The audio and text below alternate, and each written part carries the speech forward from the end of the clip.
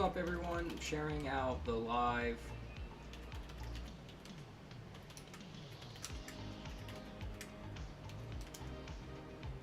Sharing it all on Discord.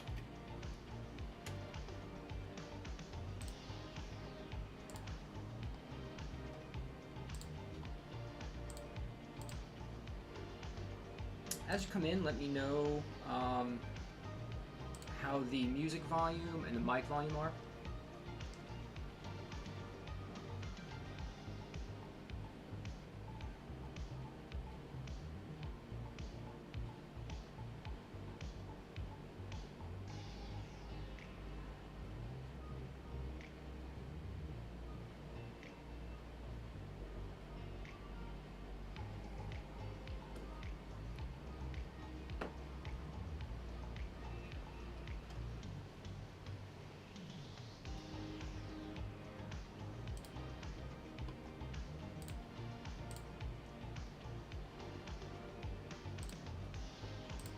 Alright, just about getting there.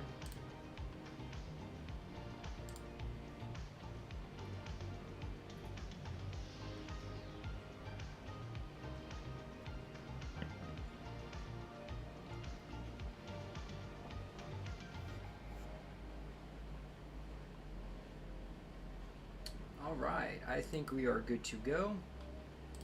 Let me get... Gotta share a couple things real quick.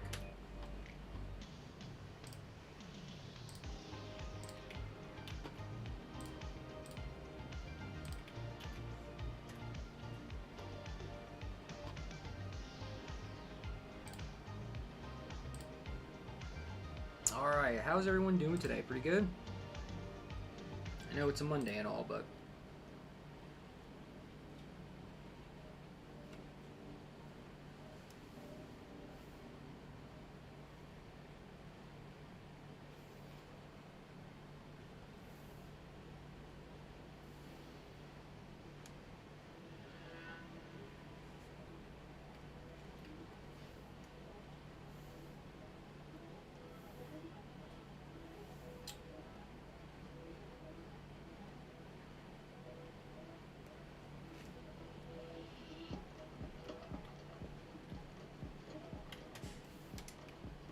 just want to make this border a bit bigger. This is going to be a flashback scene, so I want the border to be a bit thicker than it usually is, so I don't know why that isn't.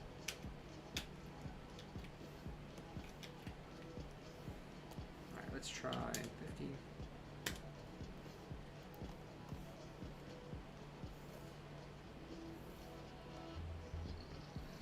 Maybe we go even bigger than that. Let's just go for it. Alright.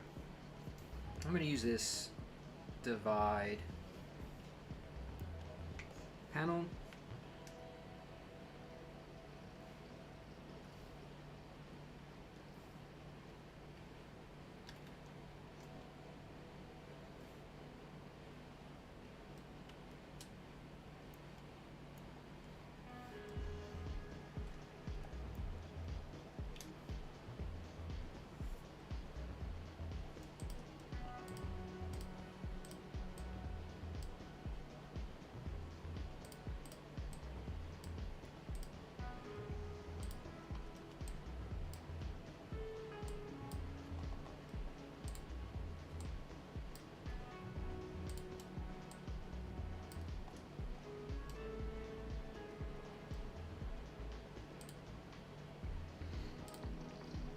I'm just going to try to tweak this all up just a little bit.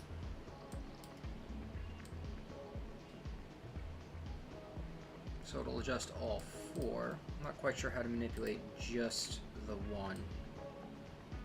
Alt click? Nope.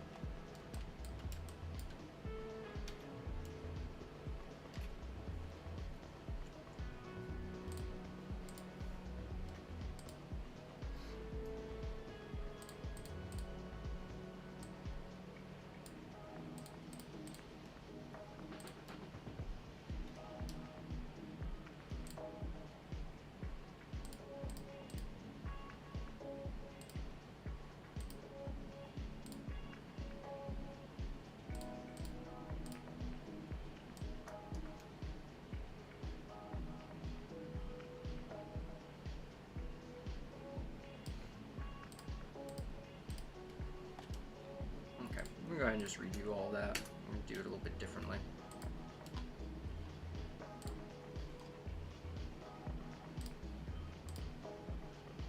Don't want that to be quite there, and we'll just go ahead and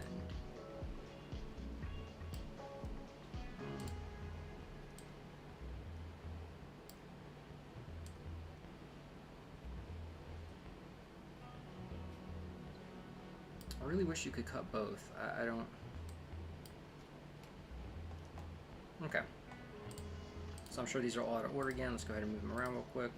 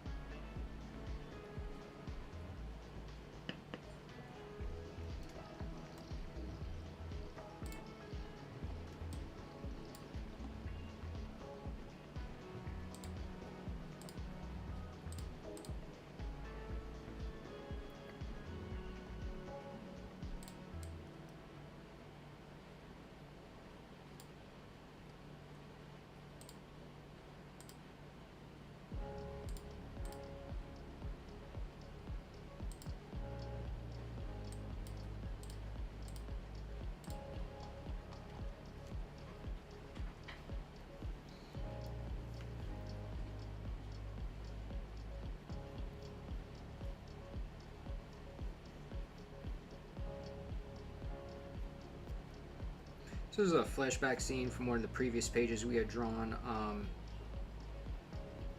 that I was drawing here on stream.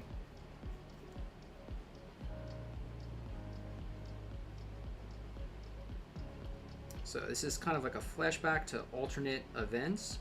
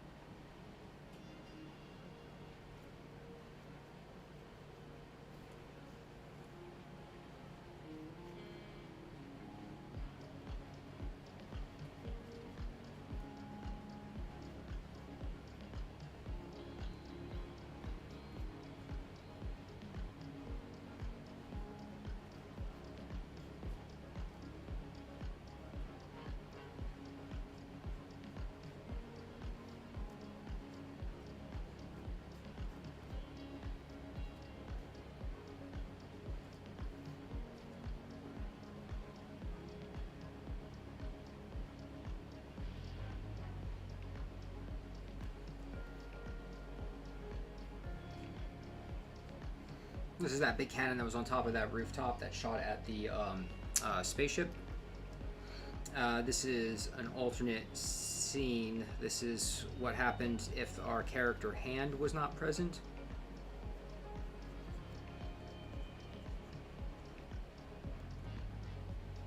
So we'll have the same characters, most of the same characters from that page, but again, this will be just the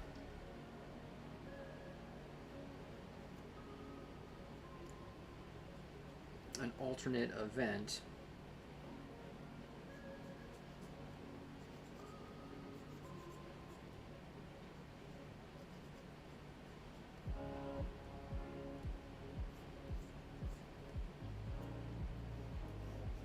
Because as we'll come to find out, like, in this story, there are definitely some shady things going on.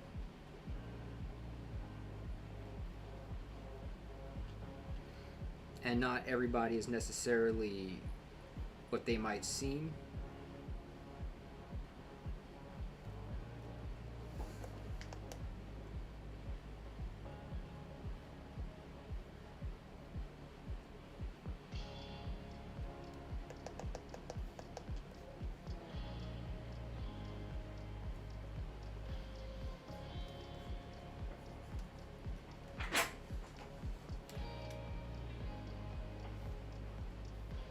just want to go ahead and you know, sometimes it's worth just erasing certain things, kind of starting over. I want to get a better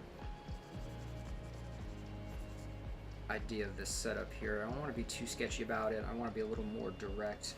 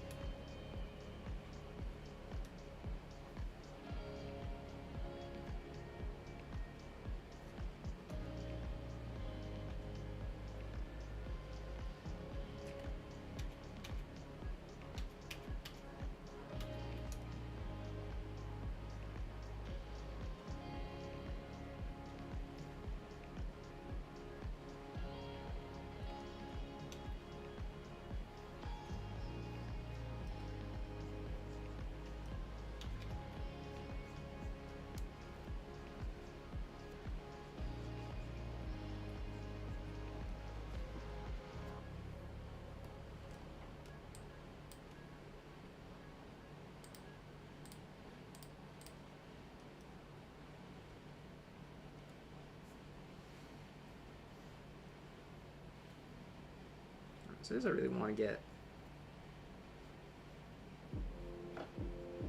I really want to kind of feel this action if I can.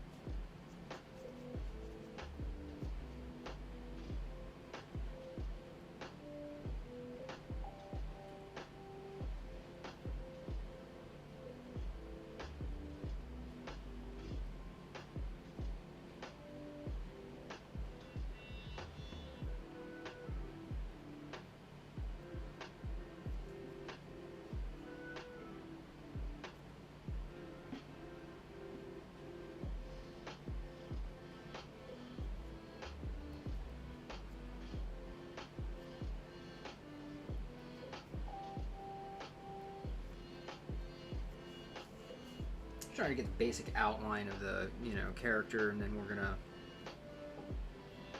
you know, he's kind of in this explosion.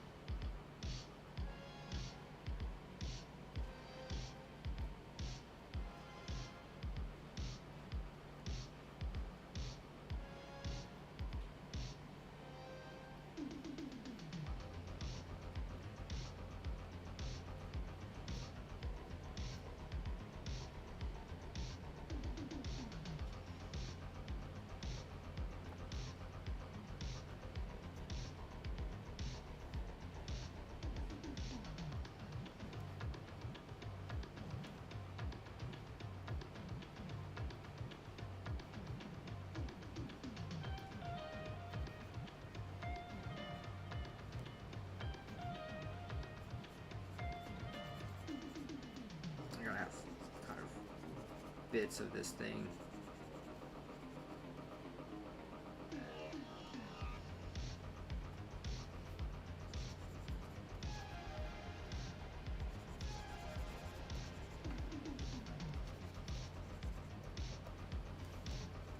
This piece is really flying.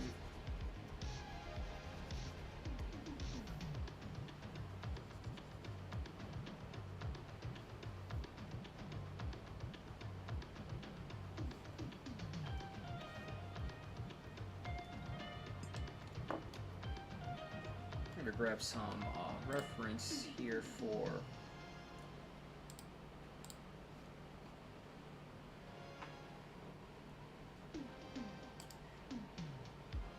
I gotta look back. I gotta get the pages from a previous issue. I get some reference on his robotic arm here.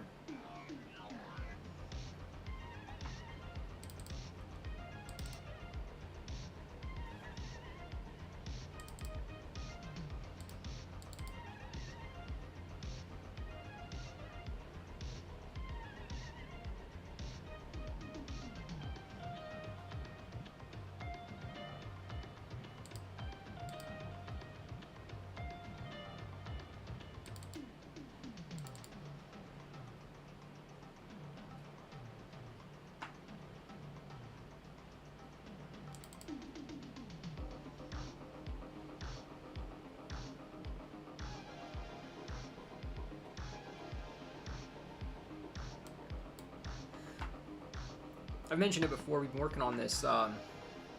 James Sarandis is the writer. So James and I have been working on this comic for over 10 years, off and on, in between, you know, life and everything else. Hey, Russ. Cool. Good to hear. Thank you very much, Russ, for letting me know. I just saw the message now. I'm clicking between a few different things. So thanks for being here, man. I really appreciate it. James and I have been working on this for a really long time. So when I get to certain parts, I mean, some of the stuff I've drawn 10 years ago, or so sometimes I need to look back and kind of refresh my memory as to what I drew.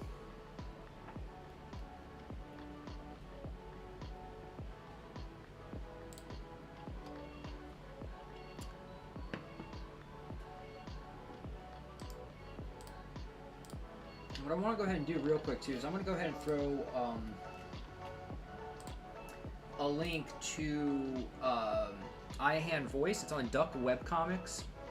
So I'm going to drop a link in the chat for YouTube. Kick.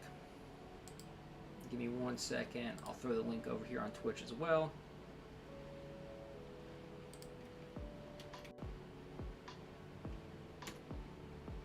All right, that link is out. That's set. You could go there and you can read what we have of iHand Voice already uploaded to Duck Webcomics. Okay, we're continuing to upload more, but that's where all of these pages can be found.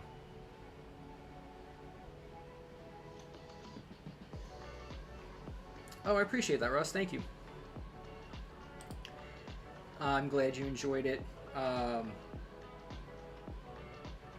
Sometimes, like in the middle of a stream, it's hard to know whether or not you're resonating with people, or people are really, you know, whether they appreciate it or not. So thank you for that comment. I do, I appreciate that, and it's something that I want to do more of and plan to do more of outside of these comic drawing streams. Talk a little bit more about other art principles and philosophies and stuff too.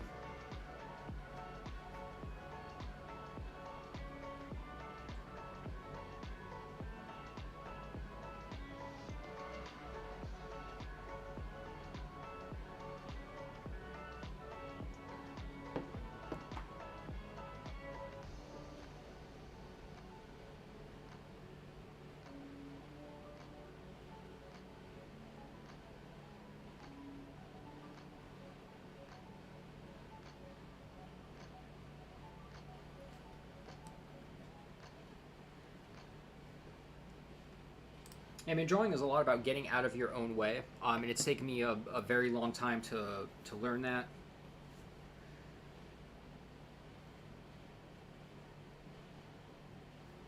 It's definitely getting out of your own way. Like, the act of drawing and learning to draw can be difficult enough, so there's no need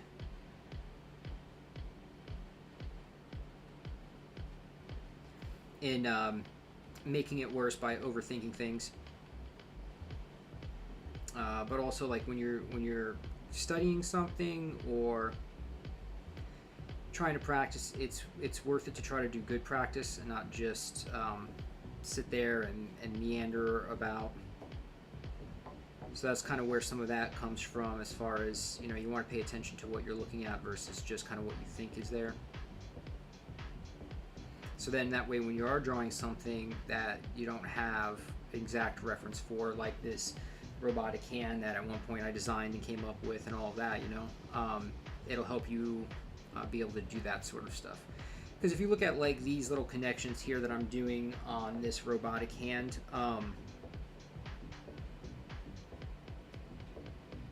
they really mimic and act exactly like the tendons in your hand to begin with, and how they kind of wrap around and the knuckles and all of that.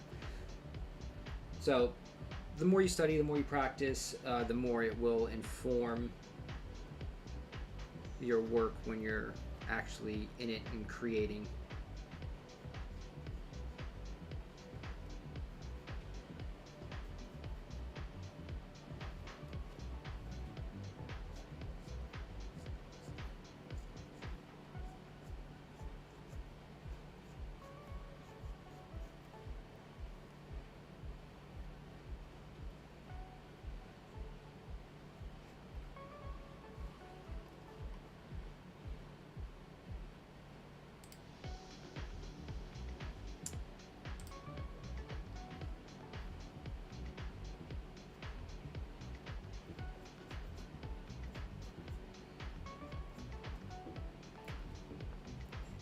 Hey Russ, have you ever read Ronin by Frank Miller?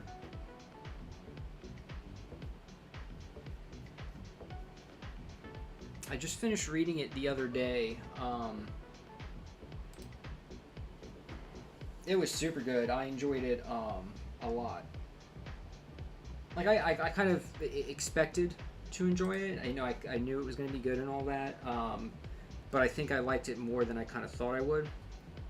Also, it was very different than I thought, in a very good way. So I love the hell out of it. I really enjoyed it. I picked up Ronin Rising, which is the sequel. So I'll be getting into that. I'll probably crack it open a little bit later on today after the stream, when I'm relaxing a little bit, before I do some more work in the evening. But yeah, there's just been a few different books I've been trying to get at and read and catch up on some stuff. I've been trying to focus on like the, you know, more quality type work that's out there.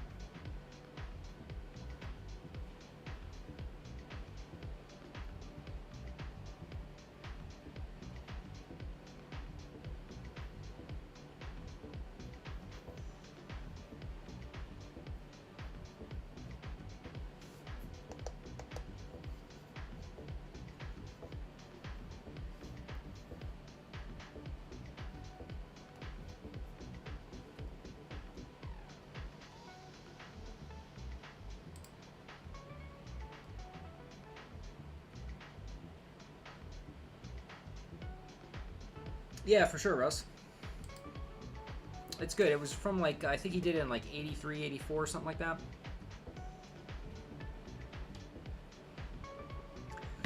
So it even predates The Dark Knight Returns, which I believe that was 86. I don't quite...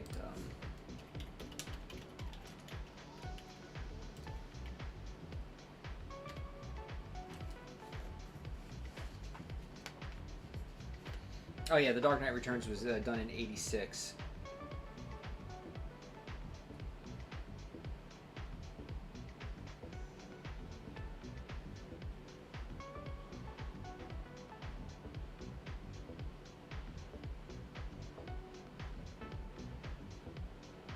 Oh, and as I looked it up, I guess there's some rumors that they're going to be doing a Dark Knight Returns movie.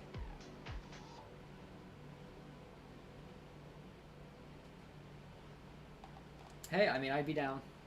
I would be down for sure.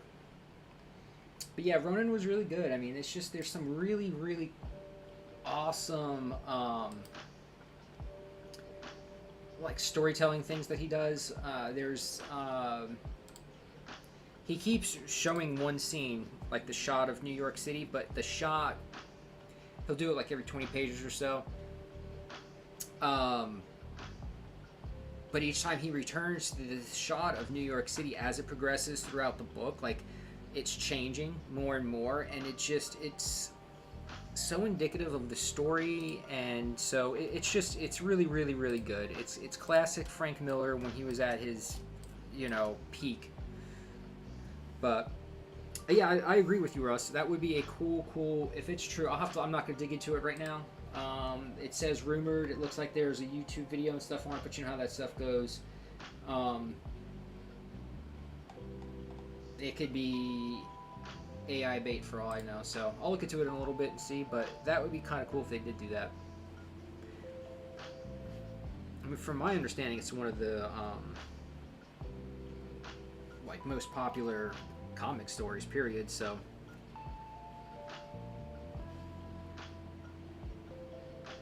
It's just a matter if they're going to do it right, you know?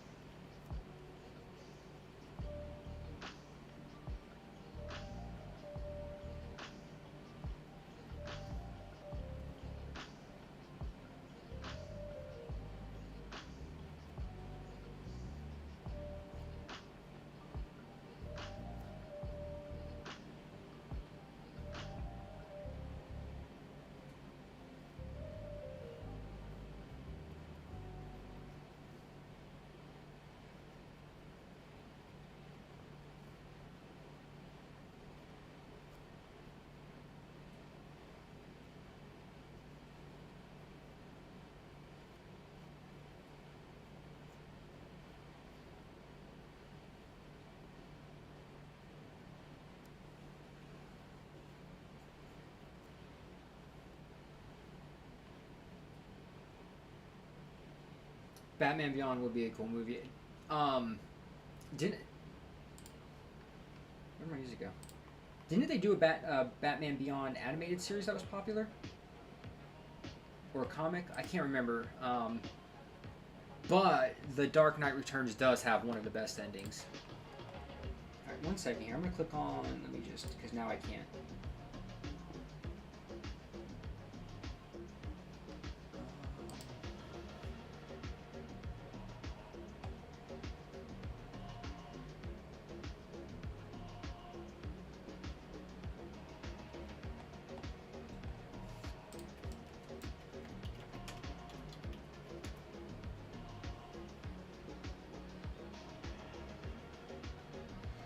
Yeah, okay, so I couldn't let it go.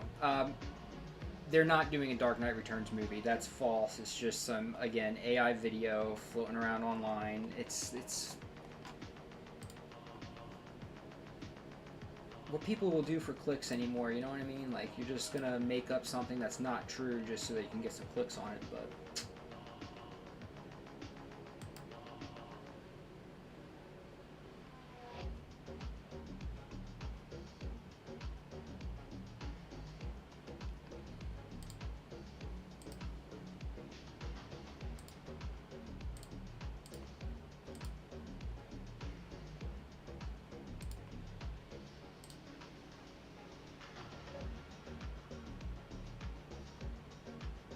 Okay, it wasn't animated first? Yeah. Okay, cool. The art style on that's absolutely incredible. A movie would be awesome. Kind of like... it would kind of be cool, almost in like the style that they did the Spider-Man movies in. You know, like Spider-Verse and stuff.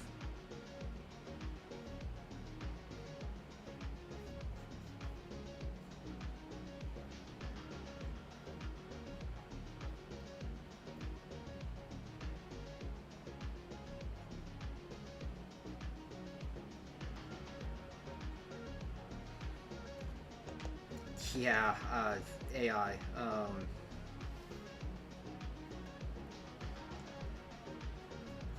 It's exhausting. There's so much AI artwork out there. Like, it wasn't hard enough to try to make a living as a creative person in general. Much less now with all the AI. It's absolutely ridiculous. There are so many like product images and stuff like that that I see that have been clearly done by AI. I mean, there's so many YouTube videos. Same thing, just AI generated thumbnails, you know. And I mean, I get it. Like, there are some creators out there, especially depending on what you're trying to create. You know, now you got to spend all this extra money and have an artist or somebody create a thumbnail and all this for you and whatnot. But, like, to be honest with you, a lot of that stuff you could do on your own if you just learn a little bit about it. Just like I've learned and taught myself how to do some video editing for the videos and whatnot. I'm not an expert on video editing, but I've learned enough of it to be able to do it to some extent. I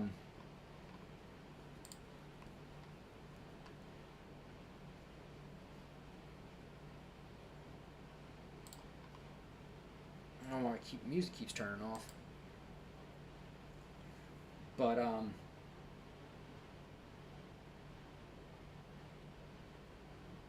yeah. So it's just, unfortunately, the AI thing is all over the place.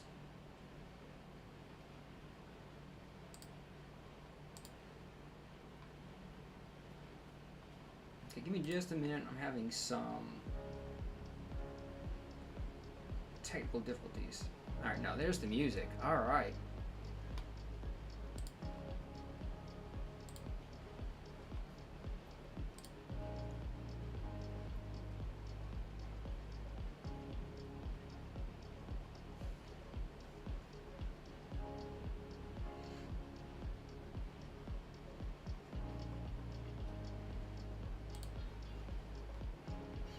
But yeah, I mean, it's just it's not cool how rampant it is and whatnot. So that's why, like, hopefully, you know, I like to come on here and draw. You guys can watch me draw and all of that. And I think, you know, I think for a while I was maybe a little worried about what AI was really going to do and whatnot. But now the more I kind of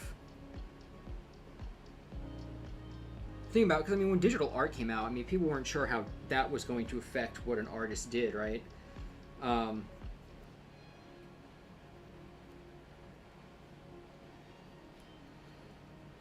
but that's been an okay process and all that. So I just think that being, I think either being a traditional artist is going to be obviously way more important than it has been, you know. So like the digital age came along, and then fewer and fewer artists are working traditionally because digital tools have made it so much more efficient and better for client work and handling edits and all of that. Um,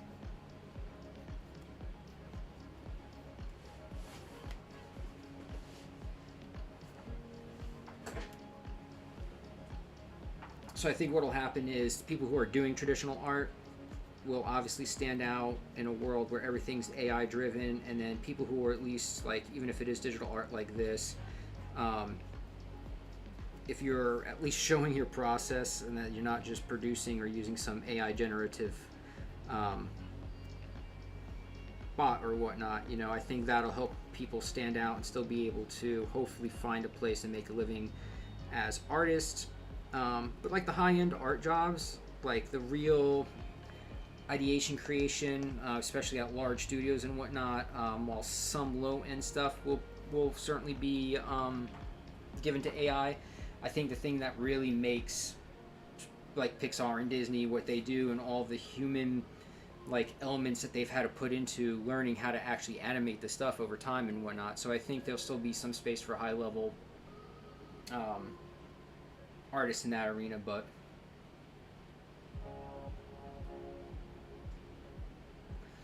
yeah, and to your point, Russ, yeah, I mean, that's the thing, you know, the computer is telling you what it thinks is good, but as an art, you know, art is subjective, and it's up to you to determine what's good and not some program.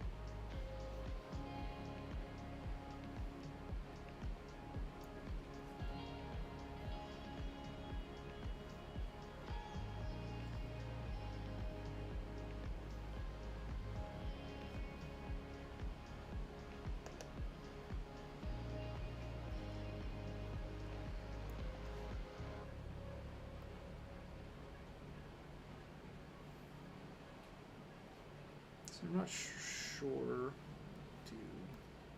if these will all be on the same layer or not, but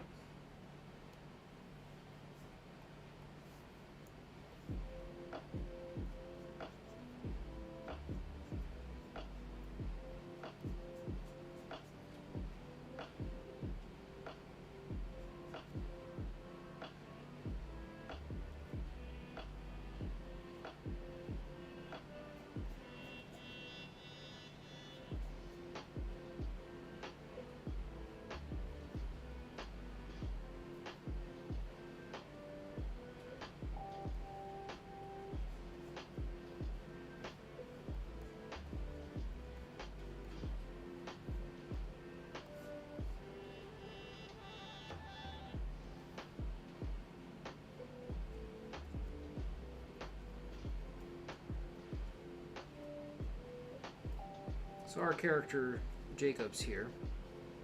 Let's look through a bunch of files. Something in his memory here that he's having a hard time with. I can't quite figure it out. So this is him doing a little bit of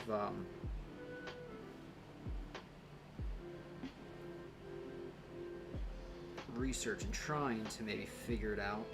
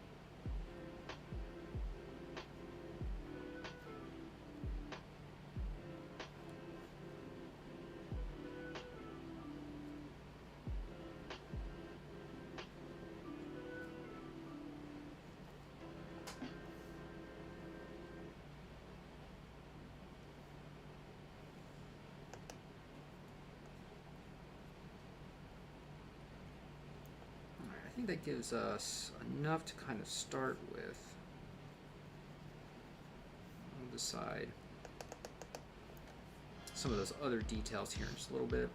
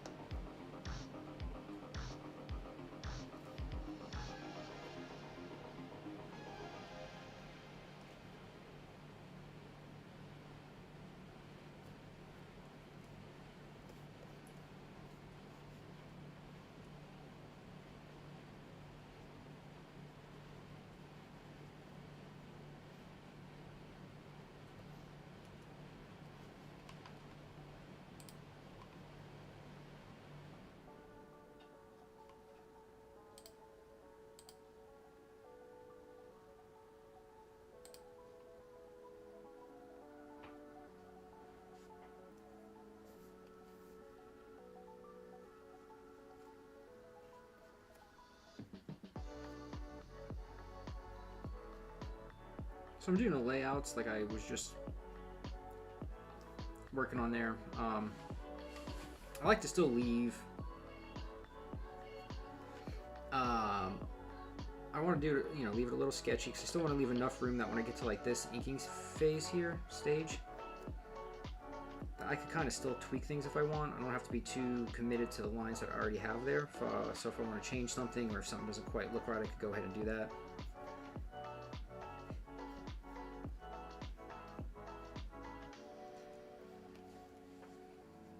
And sometimes there are lines from that sketch process that I like a lot,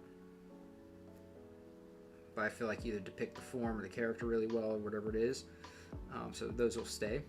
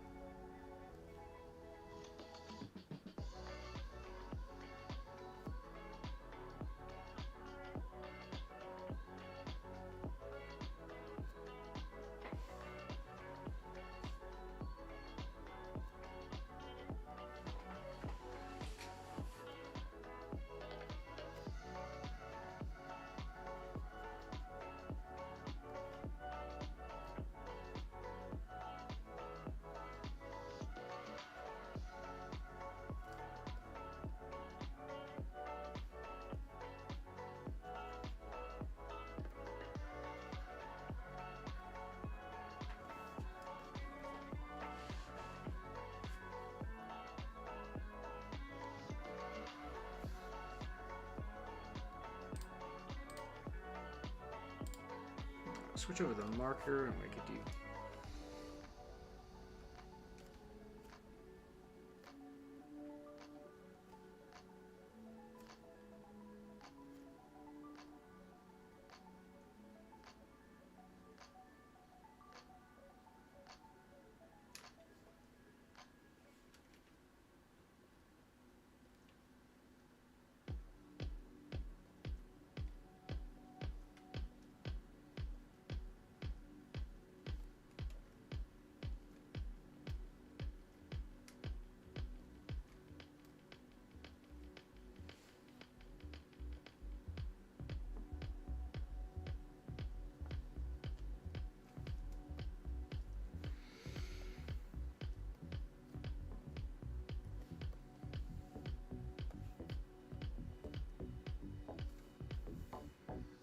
the vector erase.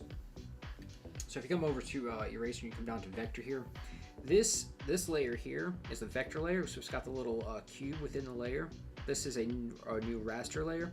So I like to do my inks in the new vector and the vector layers here, because then you can manipulate these vector lines. So this is Clip Studio Paint has a really cool how they integrate raster and vector within the same thing. So you can have vector elements on a vector layer. And vectors, so raster is a pixel by pixel. It's based on DPI, dots per inch, and you draw based on filling in these pixels. Vector art is based on a point-to-point system. So that's why there are nodes, and when you see me working in Affinity Designer, you're placing each one of those nodes and pulling or stretching the nodes to get different curves and effects and whatnot.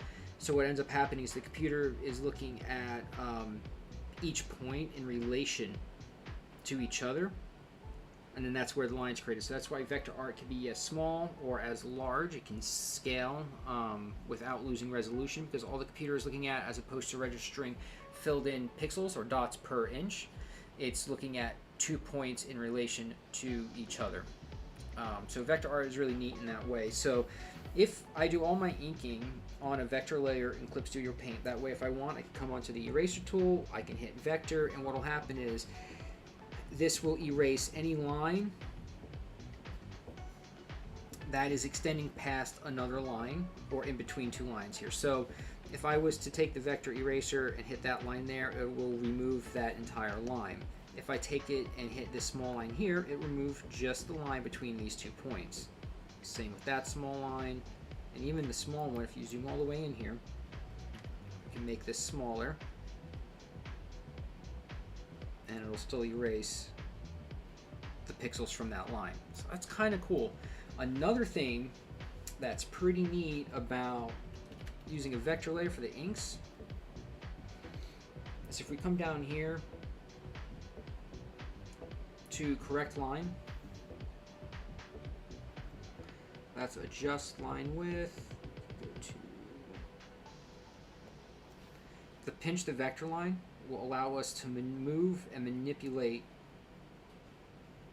that vector line that we've already created. So if you wanted to make a few adjustments, you could. So say for instance, all right, well I like that line, I want to just move it, make it a little bit thicker there, or make it way thicker. So you have the ability to do that. You can adjust the line width as well. These are various settings here, whether you want to thicken it or narrow it, and then if you swipe over it, it'll make that area thicker. It's making the whole line thicker, I believe, so. But some cool little features that you can use, and why I always tend to do my inks and all of that on a vector layer. That way I have that option to manipulate them later on. So it's a pretty cool feature.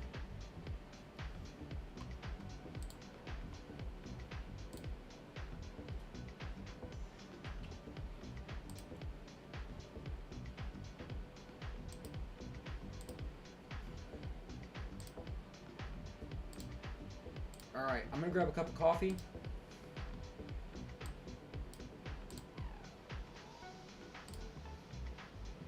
So I will be right back.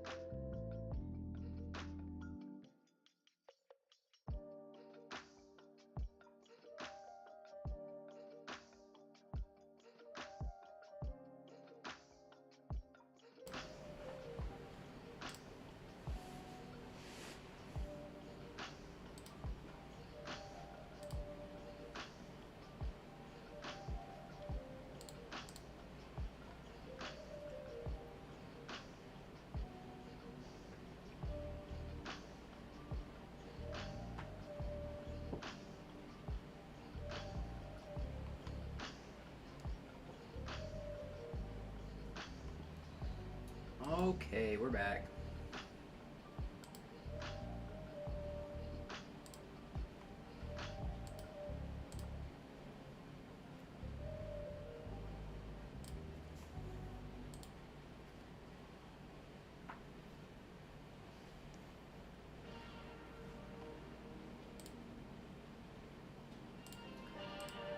I was like try to get the reference for what I'm trying to work on here.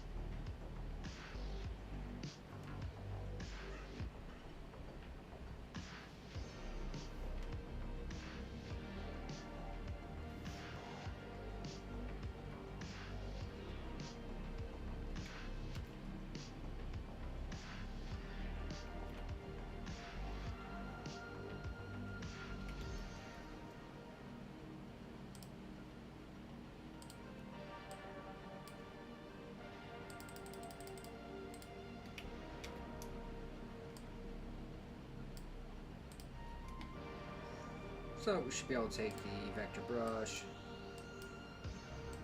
just hit those spots. Perfect. That it works really well. I will say that.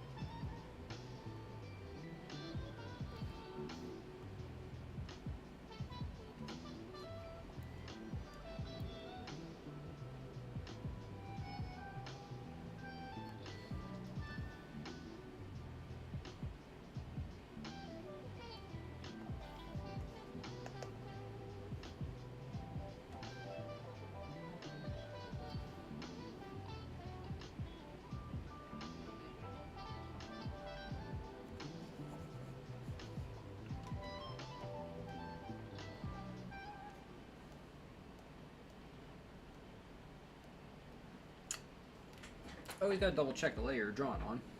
Make sure you're not drawing on the wrong layer the entire time.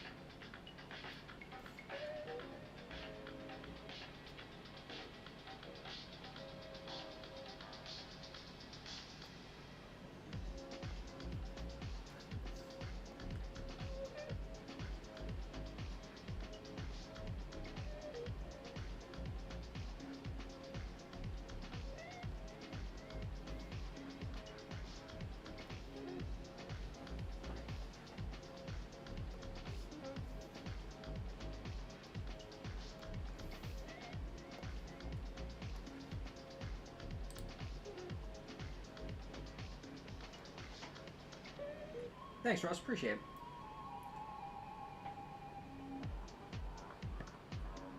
I'm trying to really use the tones as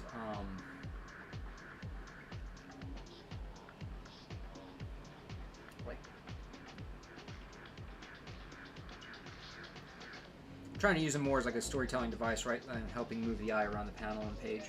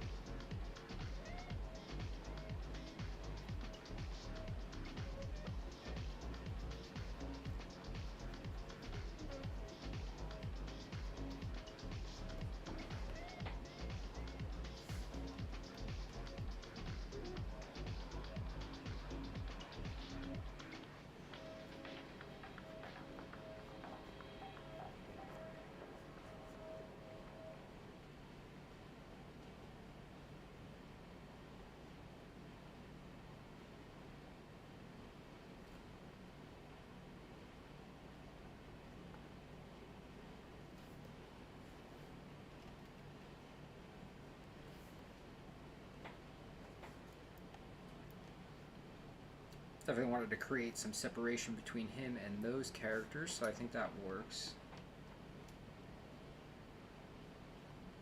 Oh yeah, what's the idea, Russ?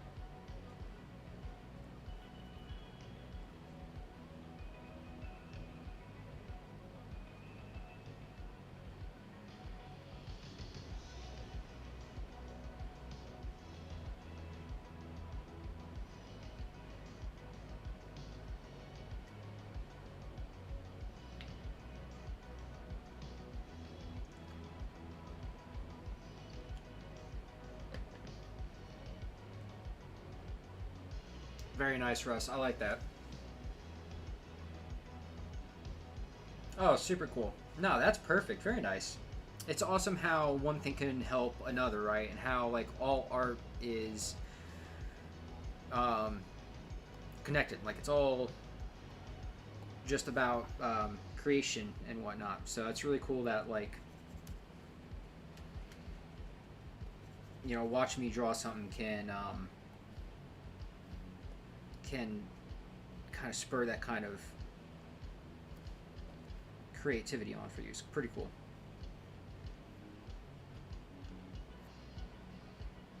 It's very poetic, but I guess a lot of art is, right? I mean, so that fits very nicely.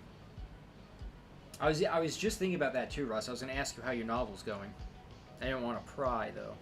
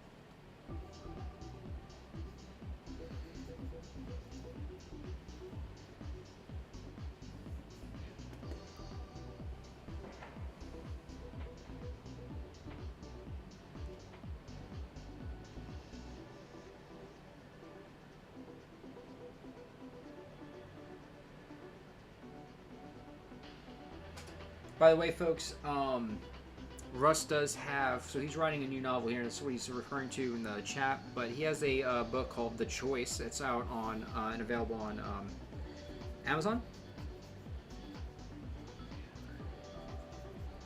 Super fun and entertaining book. It's really well done. He does like these, it's a period piece. So it's set back in like 60s or so, somewhere around there in like San Francisco area and stuff like that. So he just does a really good job with the history of it all and the character development. Really,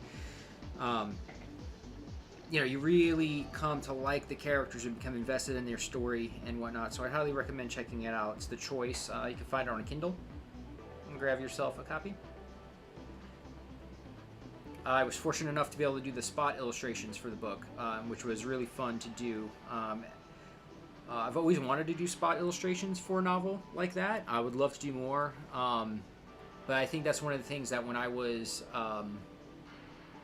a kid, that was one of the things that really ended up getting me into art and wanting to be an artist, was seeing spot illustrations in there, and then I came across comics and all that, and that set me on that path and whatnot.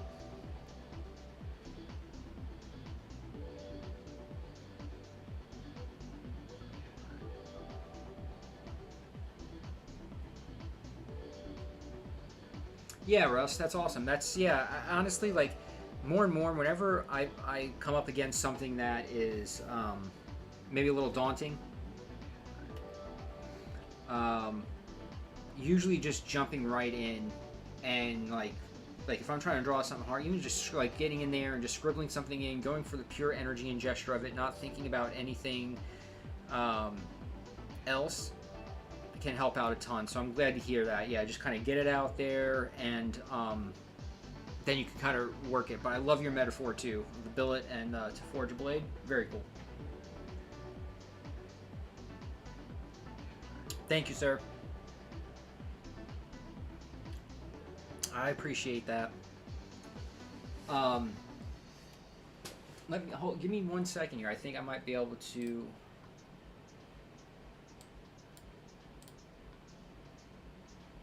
I've got a little too much stuff going on my computer with the stream thing and everything right now. But let me see.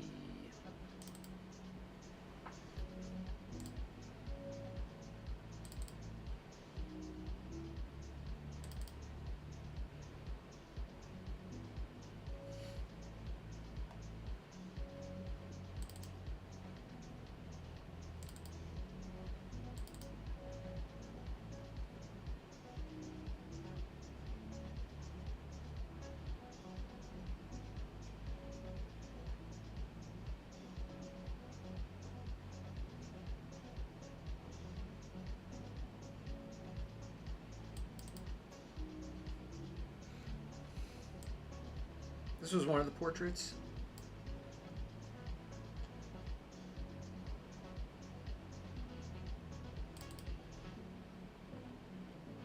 This was one of my favorites. I just really liked the way her expression came out. This is one of my favorites.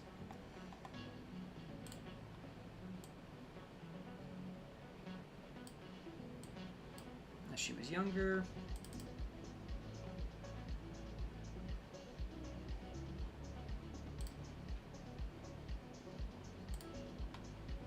Also was able to do some color portraits as well, which was super cool. So a little more digital painting in that.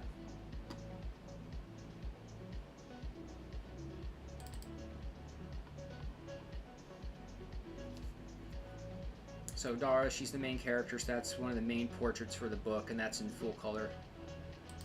I mean, just tons of fun to do, a lot of fun to work on. Again, the characters are just unique.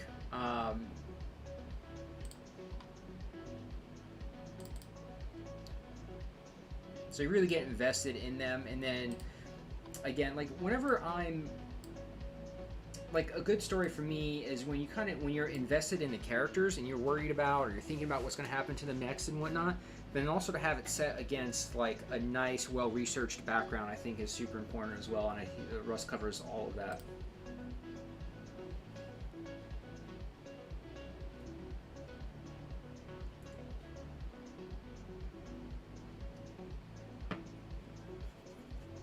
It's always fun to go back over stuff like that, Russ, you know?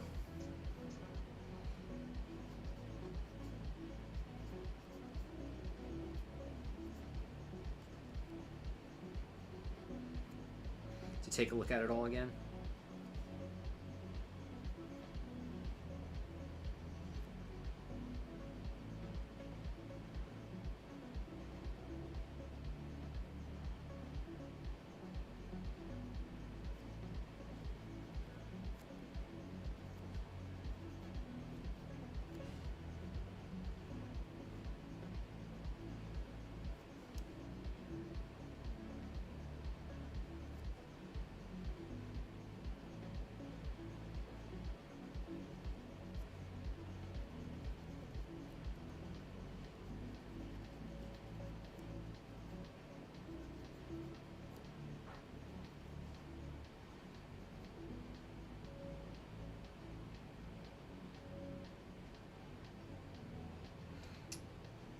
Yeah, you bet, Russ. It was super.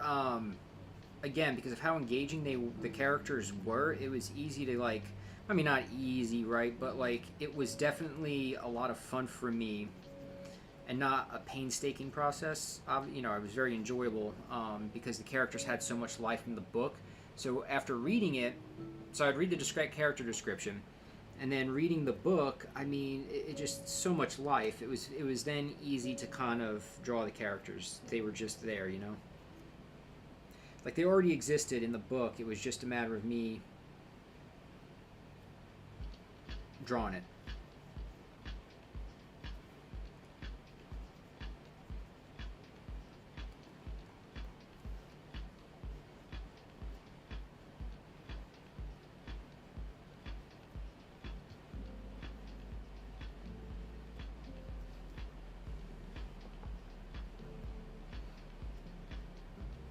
I used to do a lot of like comic work for pitch projects. If somebody was like trying to put together a pitch package for a company to submit, I don't do pitch packages as much anymore. But like I still take on client work for anybody who's trying to put together and self-publish a comic or create a web comic out of it.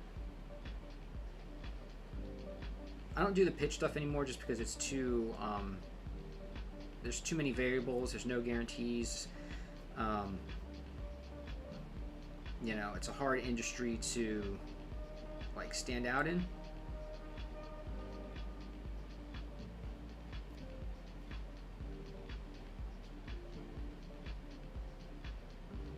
Like my pitch days for books, I think are pretty much over. Like, I mean, I'm not even creating something of my own or whatever at any point in time. I mean, at that point, I'm just going to go ahead and, um, you know, it'll be a web comic and stuff like that. But I wouldn't really go out to try to push to having companies do it anymore. I would self-publish.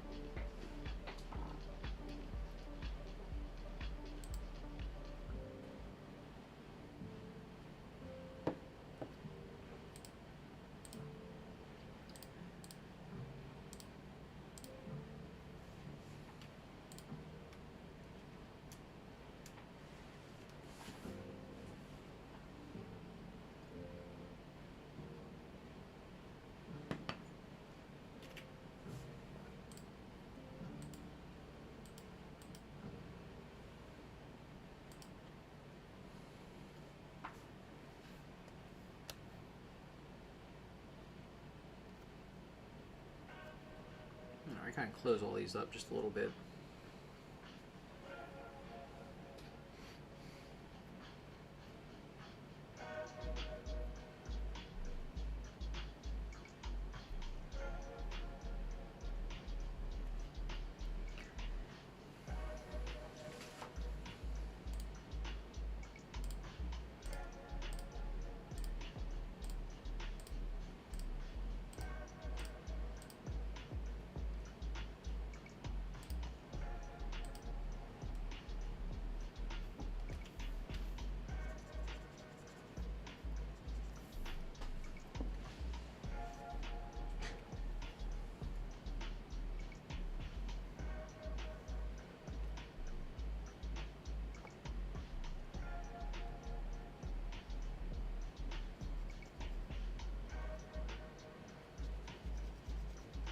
So I really like to use the tones for separation, and like I said earlier, kind of by using it as a tool for separation, it helps me use it also to direct the flow of storytelling.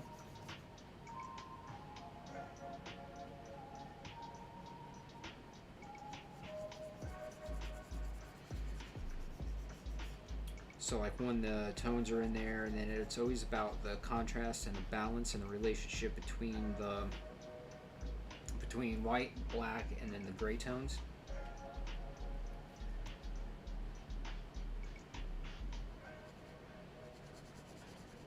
So I use them in relationship to each other to help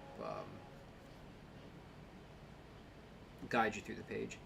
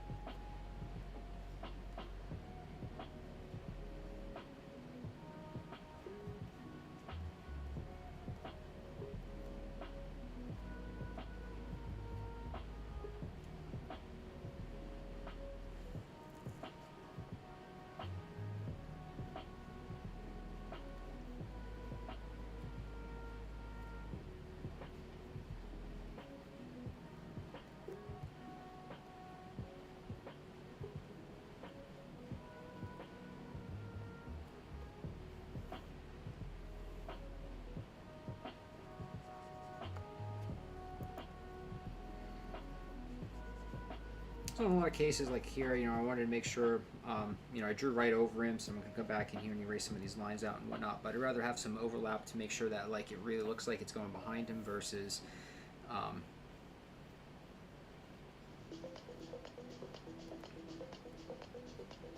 as opposed to it looking weird or stopping, so it's kind of worth drawing through.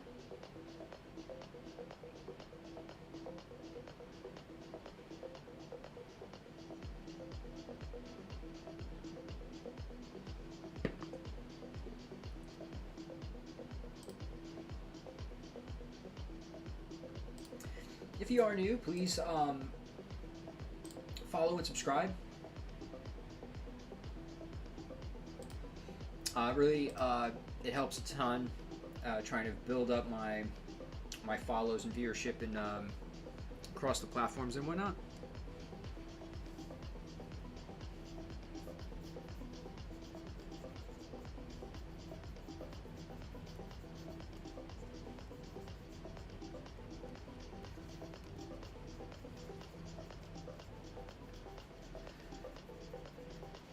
Essentially, I've almost streamed once every week for the last couple of months.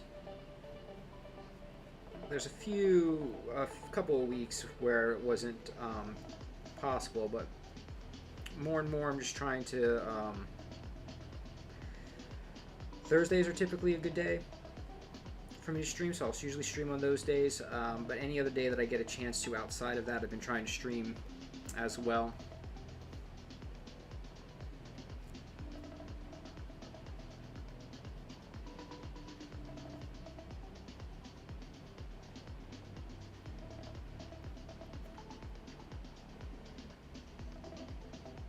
If you're watching on Twitch or Kick, be sure to subscribe to me on YouTube.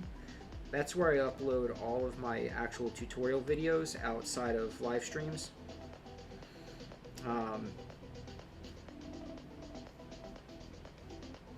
I've got a couple of videos that I'm going to be dropping this week on YouTube, so if you're not subscribed on YouTube, go ahead and do that so you won't miss those videos. One will be a vector art video for Affinity Designer, and then the other one is I'm talking a little bit about what I think is going to be happening with Affinity Designer's new update that they're going to be announcing October 30th. So, yeah, definitely be sure to subscribe on YouTube for those videos.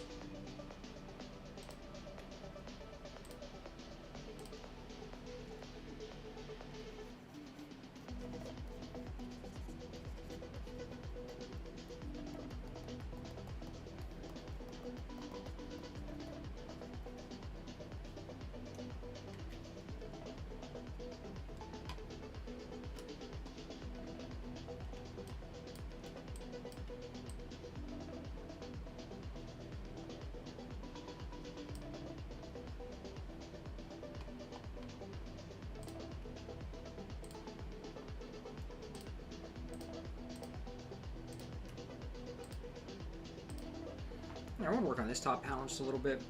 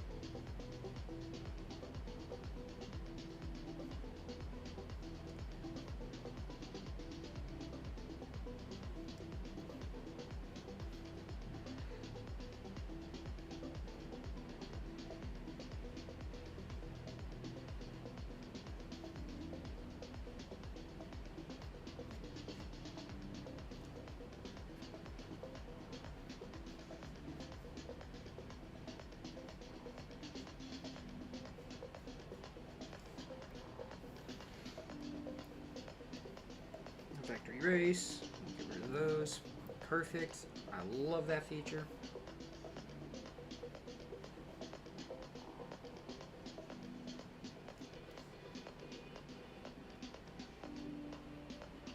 Nope. Don't know how I got to the eraser.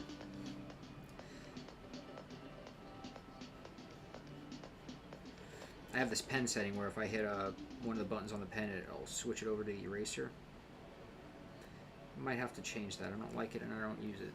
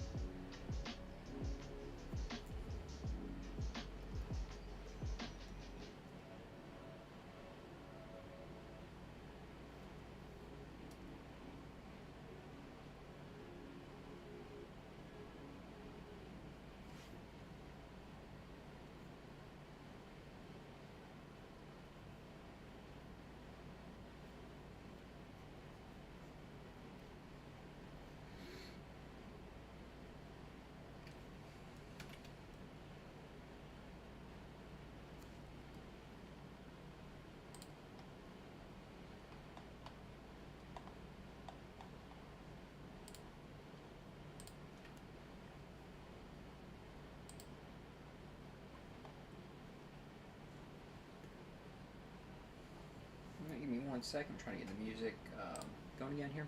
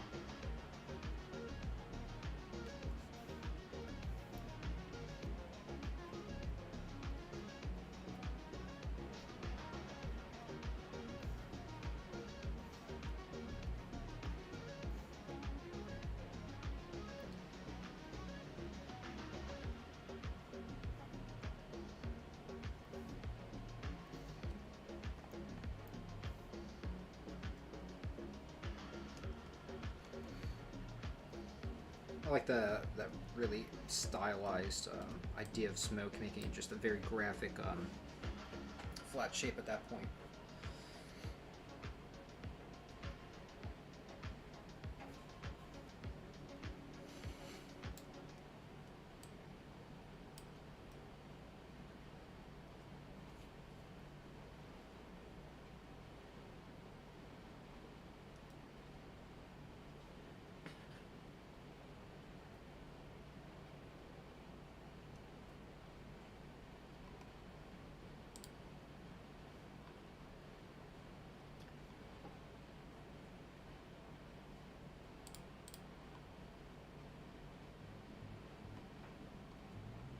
Yeah, we're going to work on this just a little bit more.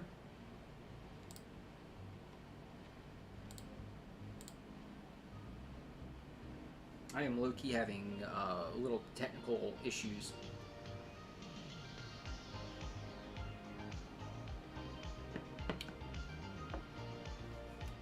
We're going to figure out how to clear some stuff up, like clean up my PC a bit or something, free up some additional memory and stuff, but it's just running slower and slower.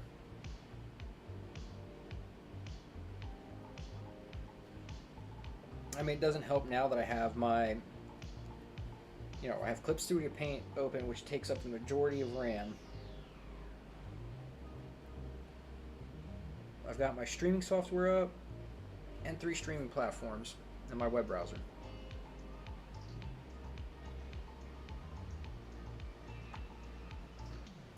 So I suppose I shouldn't be surprised. Just, you know.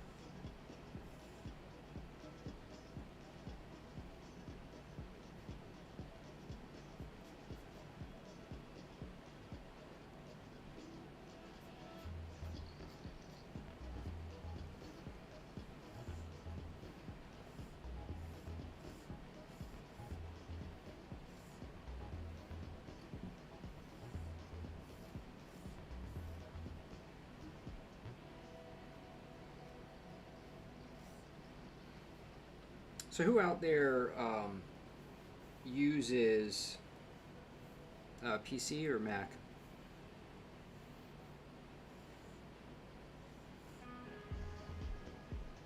What do you work on, Russ?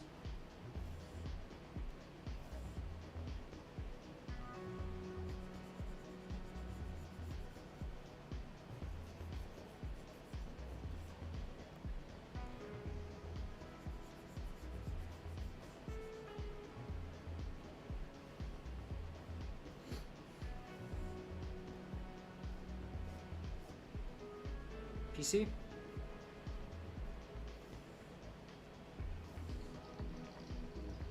That's what I currently have. Prior to this PC, I had a PC when I was younger, but as an adult, like I had an iMac desktop for a long time.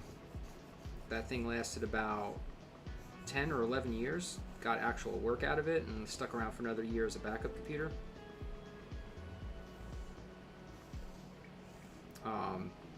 I went with the PC last time for the first time in my adult life, having a PC, especially like for work, since I draw so much. So, I don't know, a few years ago, I was like, oh, let me try a, it's probably about 4 years now at this point. I was like, you know, let me give a PC a try. A little less expensive, a little less upfront.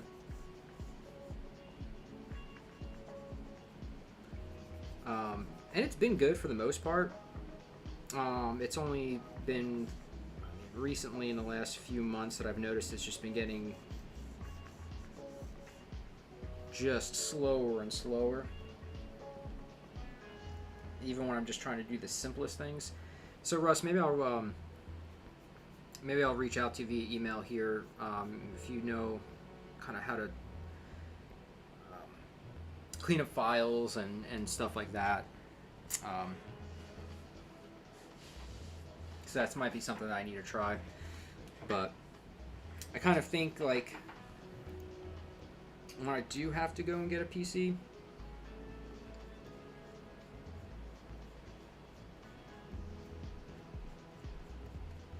I'm kind of thinking about going back to Mac.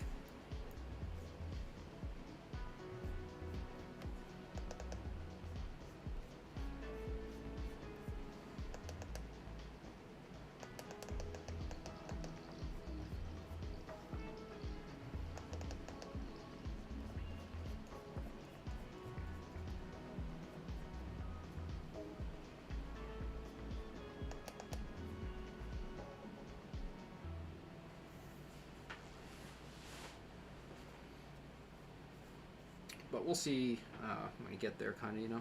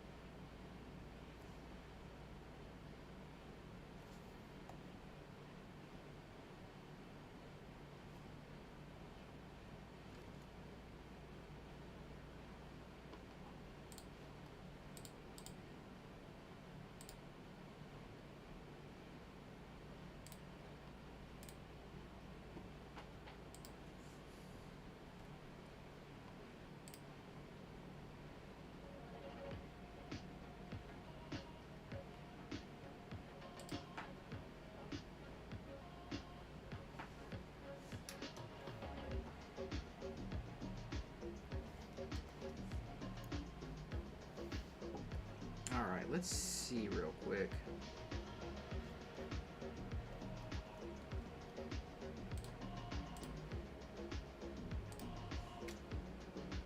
Just get rid of all that for a second.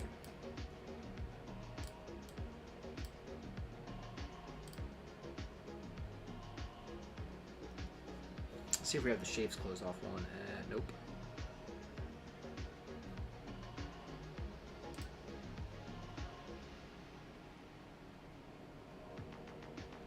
So this gives us a good idea. Let's take a look and see where the shape's not. I gotta cut it off there.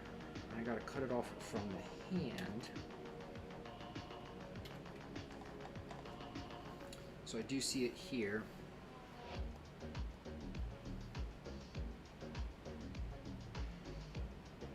Okay, so we got that. Now I need to get it.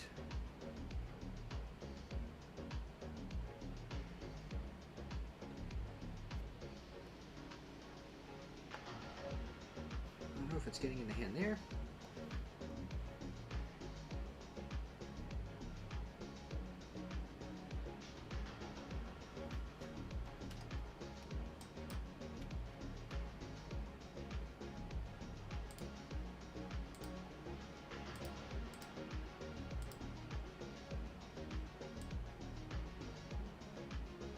Nice, that worked out much better. All right, cool.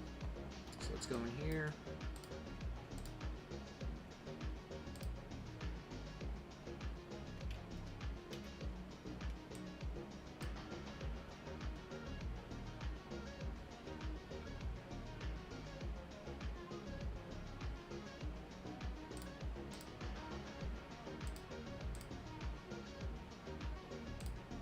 All right, let's get the smoke in here. Although now I'm gonna have to redo that. Okay, let's get the smoke in here quick. I don't know why I didn't do the smoke before.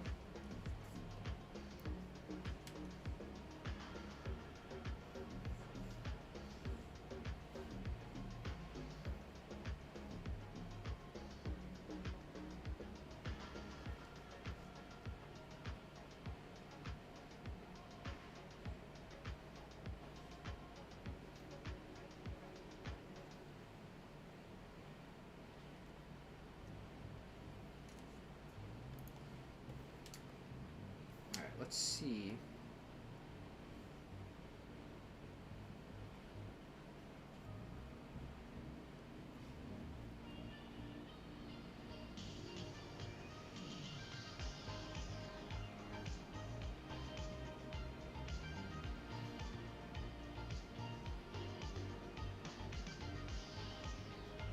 Still working pretty well in this spot. Some of the smaller, sketchier lines is having a little bit of a hard time with, but still working really well for this tight area here.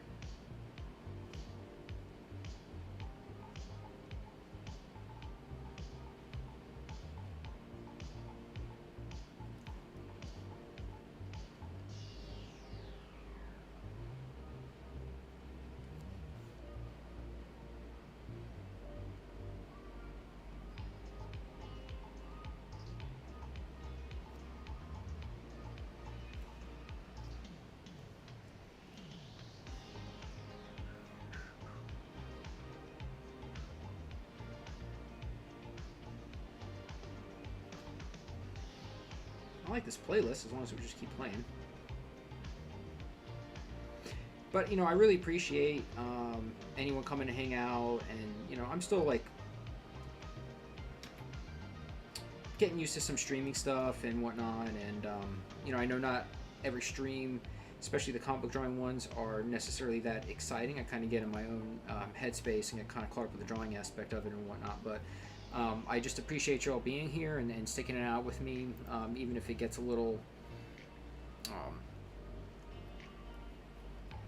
you know, a little quiet at times, or, you know, whatever. But yeah, it's very cool of you to be here, and I'm hoping that all of this leads to, you know, us growing together more and more. The streams will get better, the videos will get better, and all of that.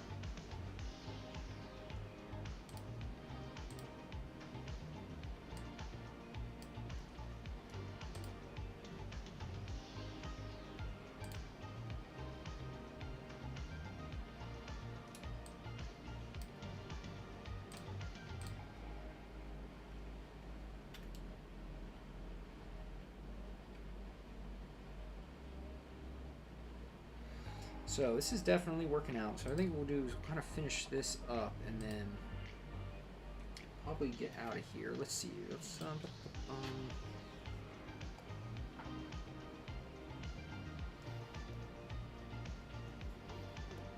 is getting hungry.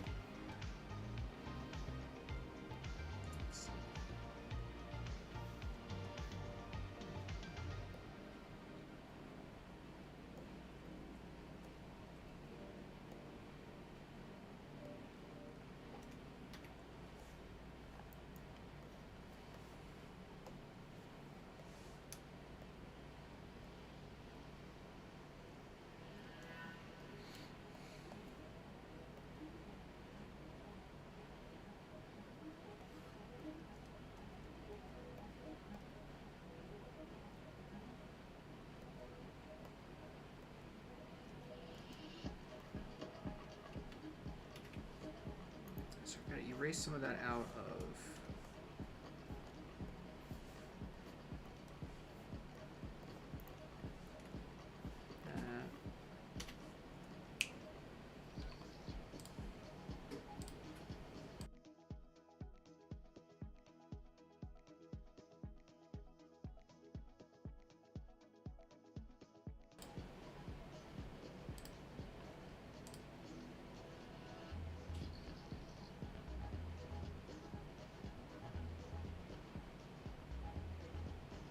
Oh, I see, Russ. Yeah. Well, that makes sense. I mean, certain things are only made so you kind of get stuck using one over the other and whatnot, which is totally fine. I don't have anything against PC. I'm not a computer guy, so I'm not really good with it. So when it starts bogging down, I don't know. I don't know what to do. With it, you know what I mean? Like, so with Mac and whatnot, I know it's a little more straightforward in some cases with certain things because you can't do as much with it, right? It doesn't have quite the same options. A little more user friendly, like it works, but you don't have certain options that you would on a PC. And any of the gaming that I was doing, I won't be able to do on the Mac, which I don't do a whole lot of anyways right now, but I just need something that will be consistent for me to use. That way I can just sit down and create. I don't have to worry about any other sort of barriers to entry there. Appreciate it, Russ. Thanks. I think it definitely pops. It really... And then with the smoke shapes, the very graphic shapes over it, I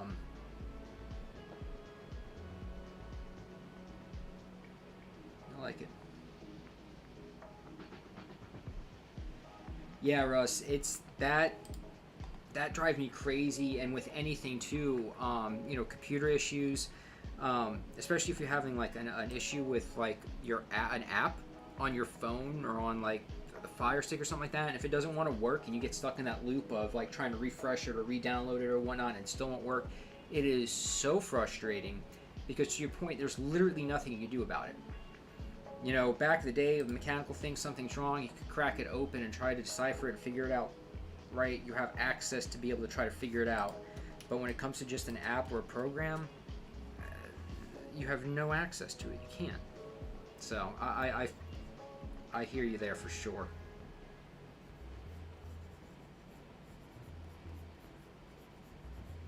I mean, like that's the thing, like I got a busy day at work. I want to get recording done. I want to stream. Like I recorded a video earlier today. I'm streaming now. I've been doing tons of work.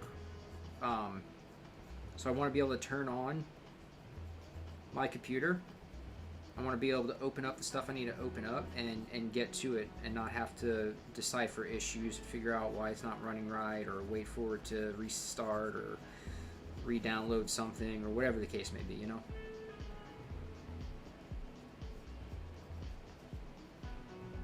So I'm starting to put those little pennies to the side, putting the pennies in the piggy bank. When it adds up to the right amount, I will make a computer purchase. So yeah, I mean, definitely like towards the end of this year, for the rest of this year, I am just focused on getting to a good point with iHand voice, getting on a good schedule between streaming and creating videos and whatnot. So that's my focus for this year. Next year I have some stuff I want to go ahead and do to try to maybe step up some of the stuff on the channel and everything like that. So.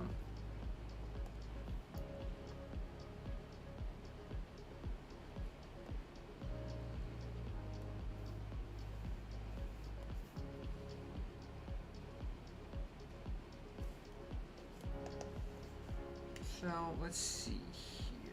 Right now,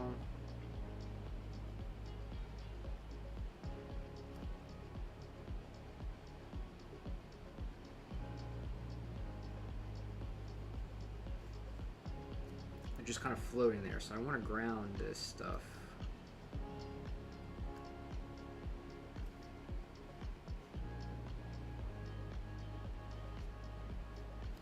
So give it a little bit of a shadow.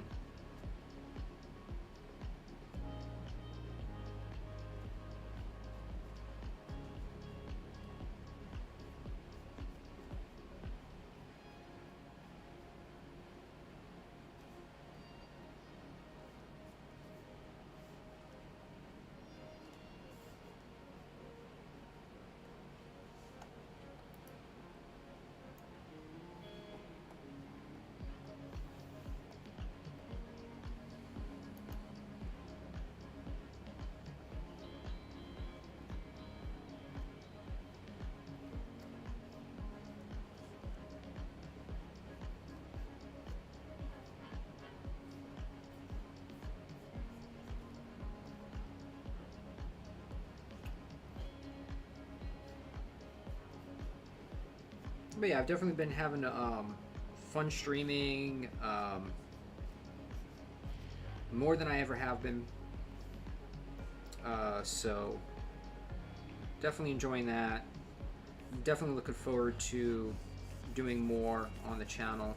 And too, like that's why I appreciate it, anyone for like hanging out and coming by and whatnot. And then too, like I said, if you knew, I really appreciate a follow and subscribe on YouTube, because then too, I'd love to hear from you, like what you like about the channel, what you might want to see more on. If you have any questions about anything in particular, I'd love to know, to be able to help. And then also too, if you're working on a particular thing and you'd like a second opinion on it, you can always email me and talk. I've had numerous people reach out to me for vector projects that they've been working on, and they needed some help, couldn't quite figure something out, so they sent me their file and I was able to help them through it a bit. So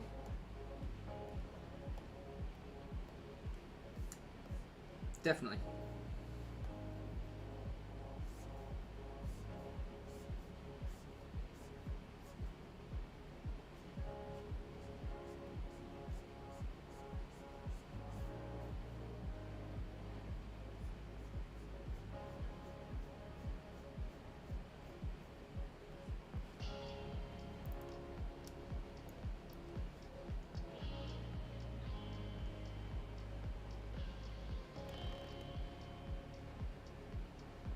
So speaking of balance and such, while I'm looking at this, I do see something.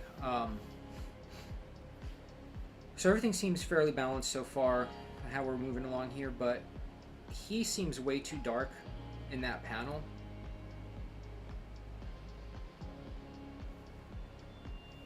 Like he's way too pushed back there.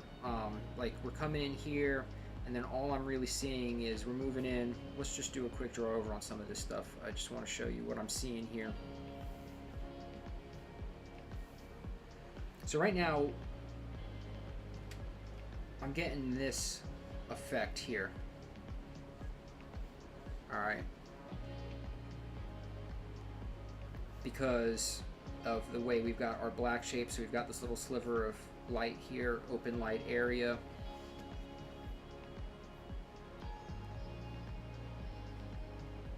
Now we got another white area. White, we'll have white.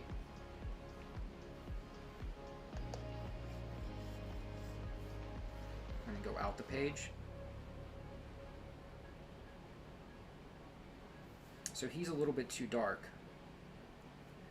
We can easily come into this panel and almost not even see him. So I want to make sure, I'm going to come in here and I want to correct it to make sure that we're going to be able to see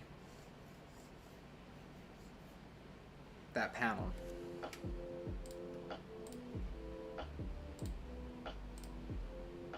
So let's find our tone layer here, which is right there.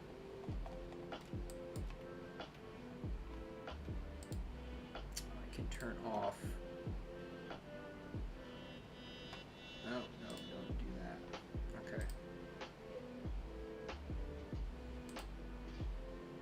Nope. Alright, so I should be able to...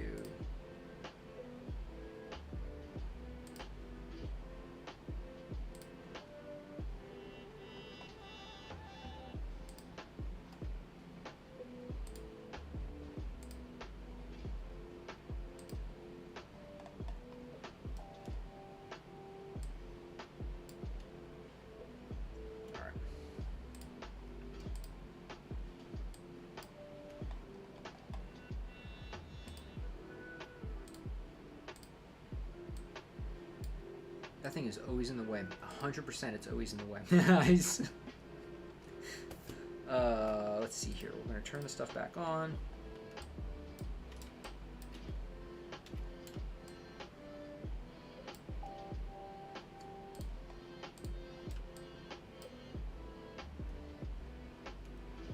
And then what we'll do...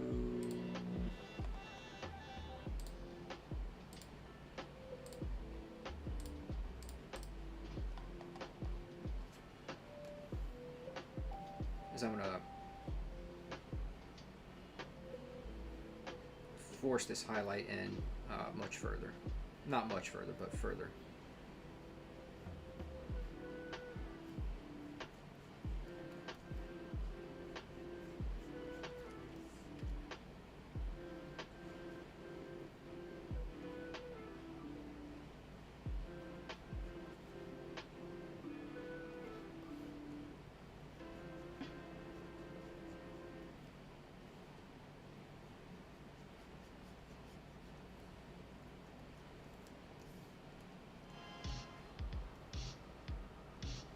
So I needed lighter tones, specifically white in this panel to offset the dark tones that we have in the rest of the panels, as well as now the big giant black shape that we have for the whole page. So I really needed to come in here and brighten that panel up and him specifically. Then I could probably even push these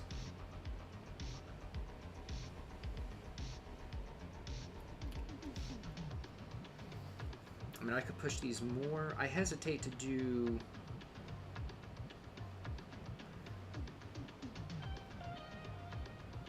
I like to have them fully lit.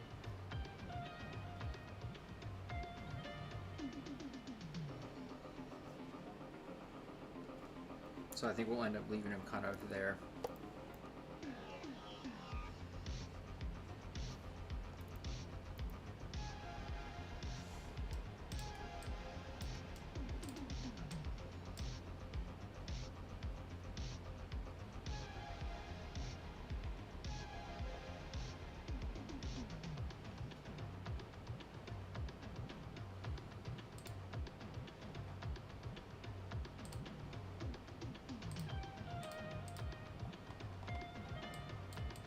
We'll end up grouping all that stuff here in just a second.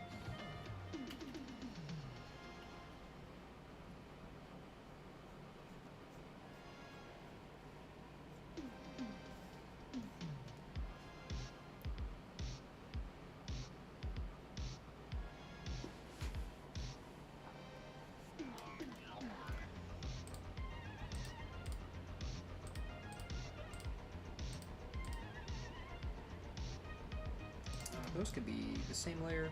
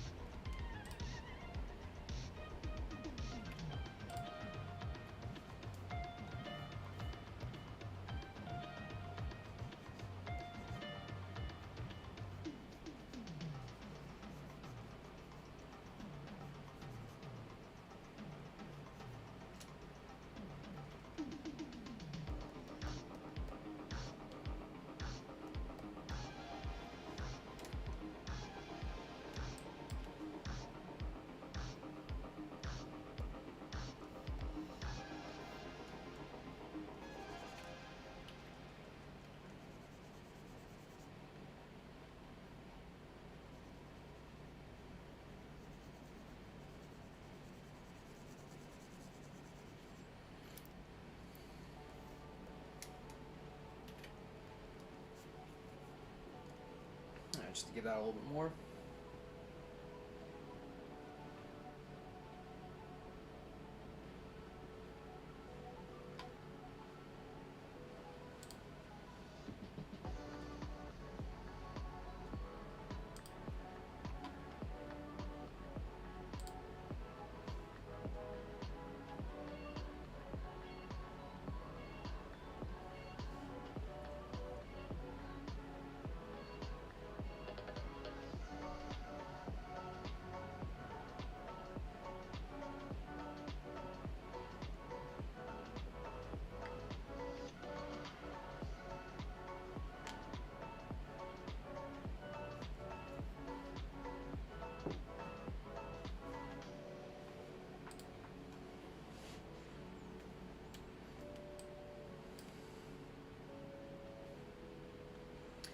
Yeah, I think that black background ends up really kind of working pretty well there. I'm pretty happy with that. I'm going to take all this stuff, we're going to put it in a folder.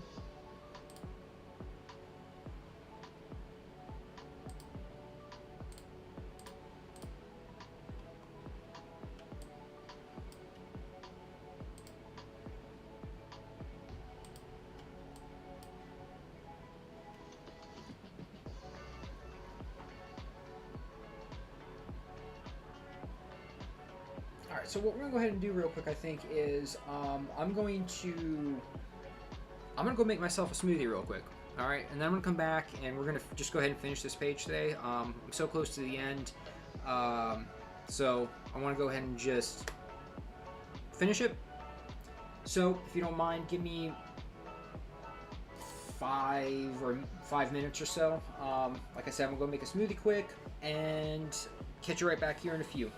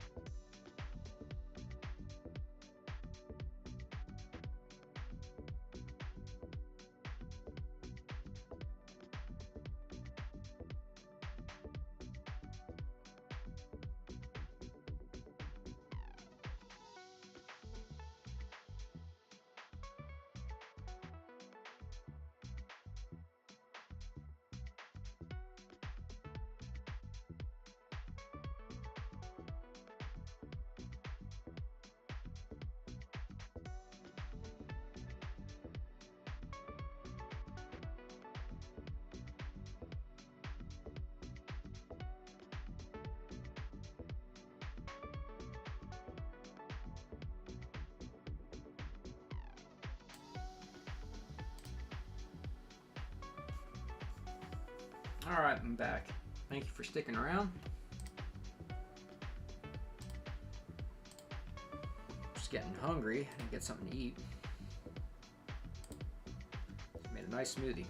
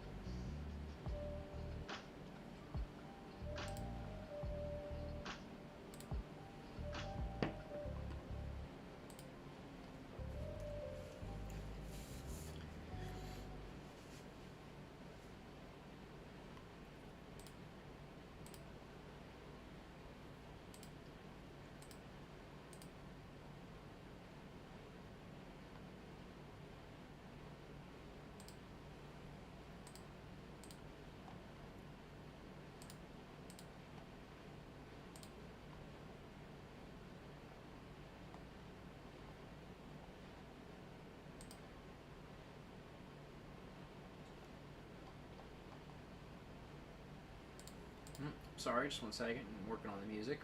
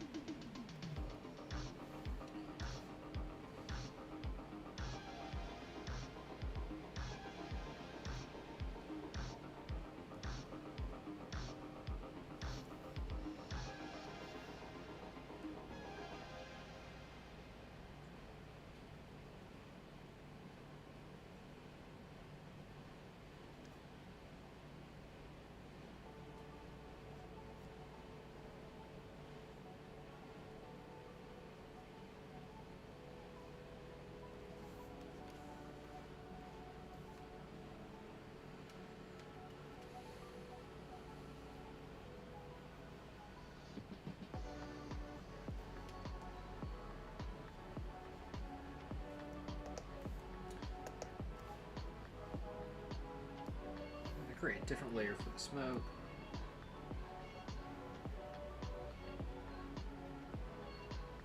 This layer, I come in here and erase.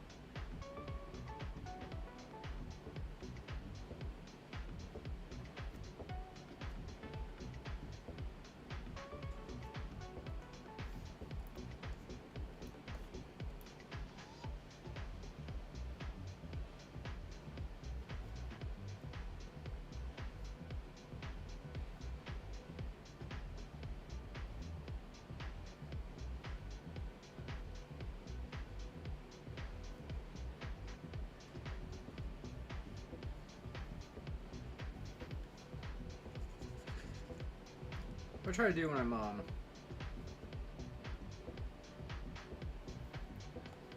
working on the smoke and stuff right now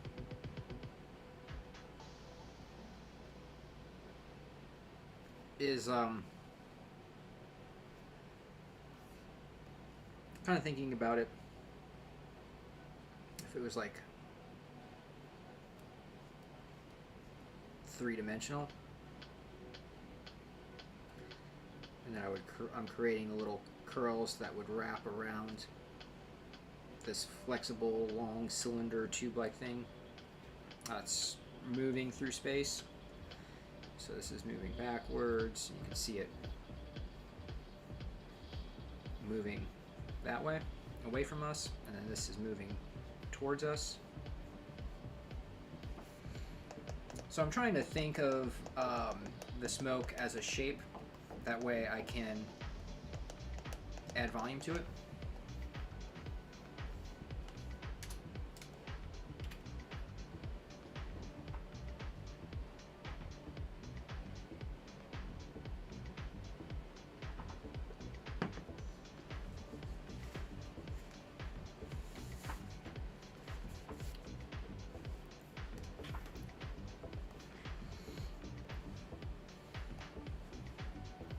So this is still coming up here.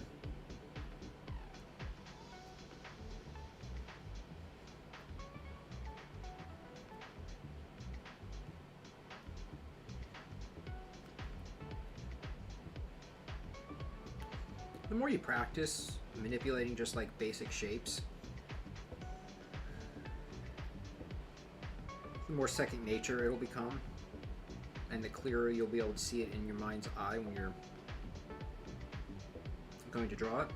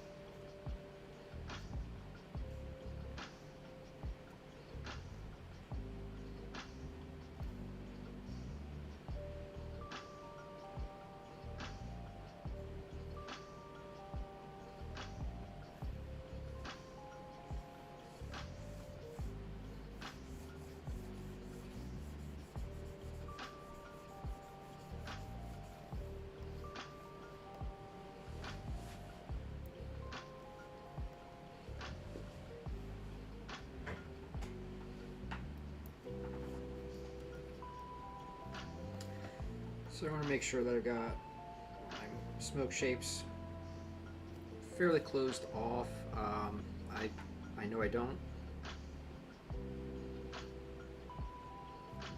So when I come in here to fill this background in with tones, it's going to fill in a lot of the smoke.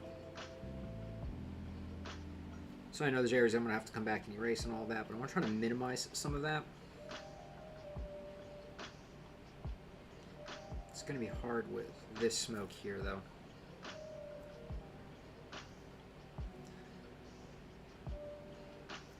I'm going to go for it and then make up for it.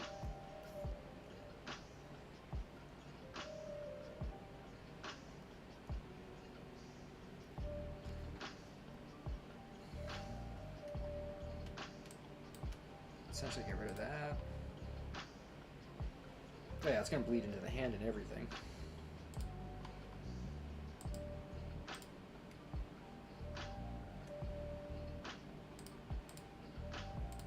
space by space then.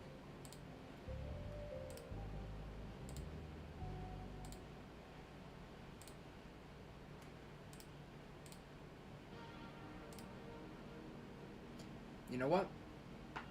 A lot better than I was expecting.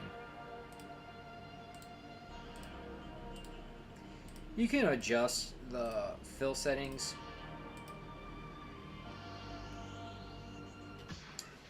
over here.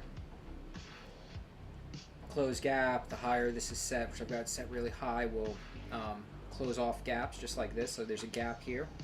So having this closed gap set higher accounts for a larger space, a larger gap between the two broken lines. So you have plenty of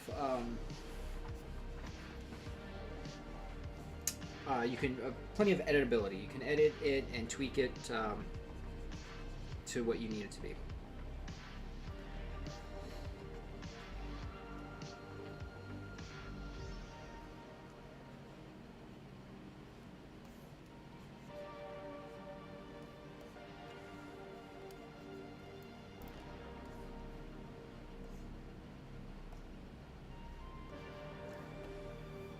So let's see here. I'm going to fill in some of these spaces here.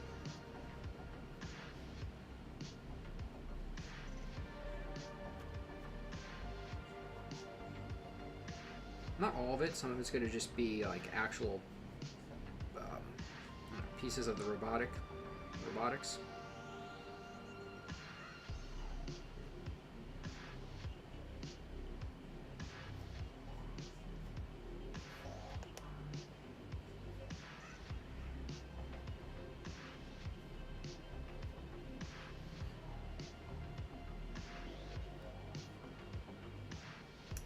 All the space is open, so you'd be seeing the background here.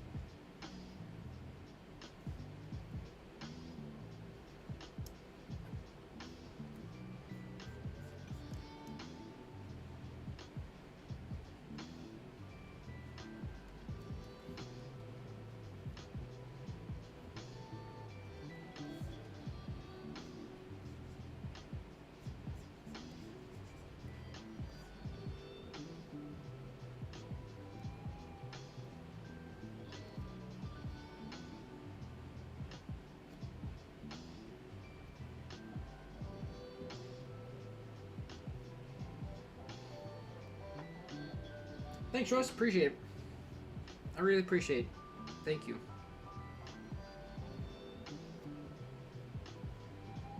Appreciate you hanging around.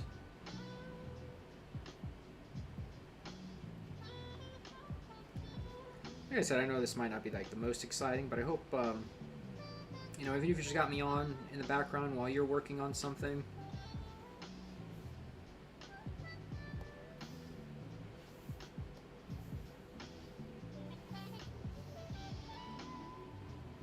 it's kind of a way to like hang out together and just like work together, right? Essentially.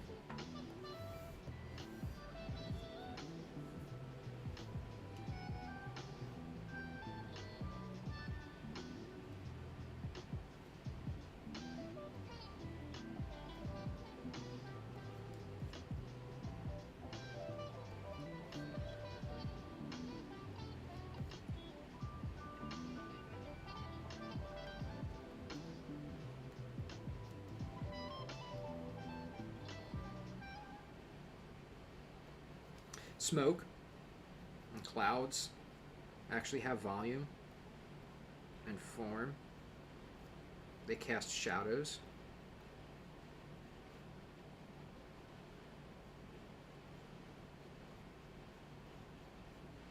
One of my favorite things is clouds. Like, I love looking at clouds. They are absolutely amazing. They are massive. They are huge.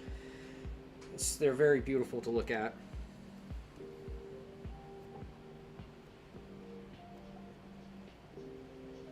My brother went to grad school out in Arizona, and because it's so hot out there, it's usually just blue, clear skies. You don't get a whole lot of clouds until around, I believe he said, like monsoon season, when it's their rainy, wet season. Obviously, there's more moisture and stuff in the air, so you'll see some more clouds and whatnot. And I remember going out there when he graduated, and Arizona is absolutely beautiful, beautiful, beautiful, and just like the mountains and the scenery and the landscapes and all that. Really, really beautiful. And as much as I liked the landscapes and being out there and whatnot, I'm not sure how much I would enjoy living there long term without being able to see clouds, you know? We've got a lot of beautiful clouds here in Florida, and you know, even when you're driving on the highway, you just get this beautiful vista of clouds, and it's just really pretty, and I like clouds a lot.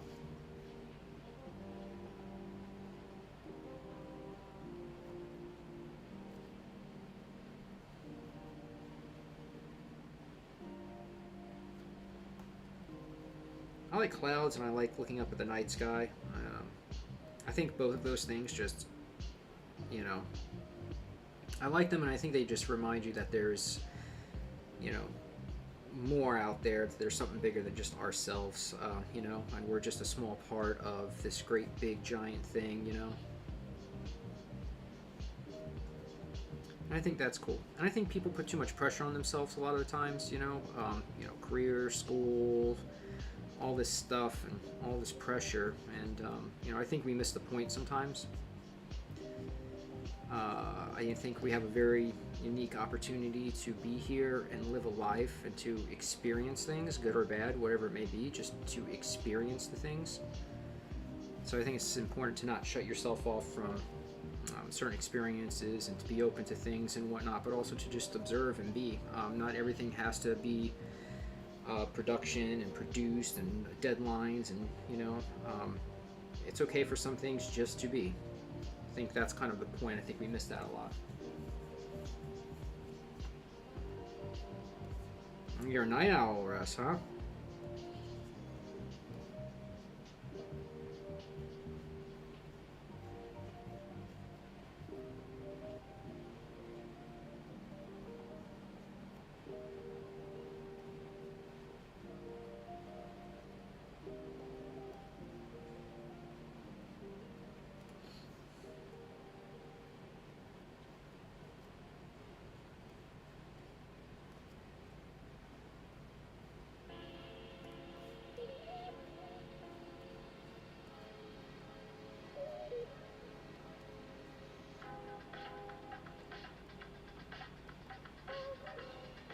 I used to enjoy the evening more when I was a little bit younger. There was a time when I was getting up like really, really early, not for any reason other than just like my body clock was just, I was used to an early schedule. I really enjoyed that for a while. I felt like it allowed me to get more done in the day, or at least for my schedule and whatnot. But now I'm not up early, I'm not up late. I've got a pretty normal, you know, wake up and go to sleep routine.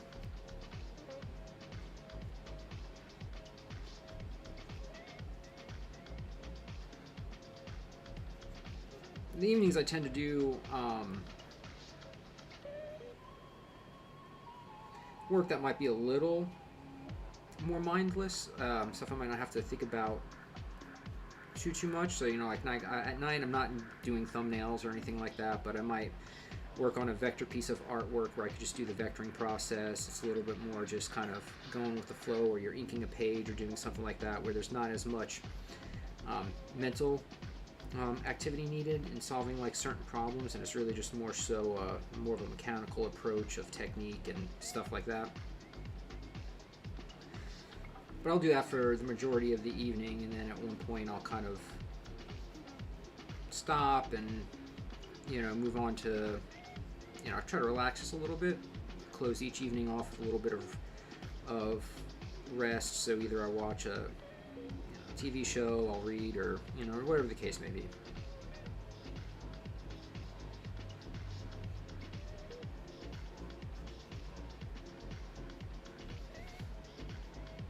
But I do try to find some time for reading and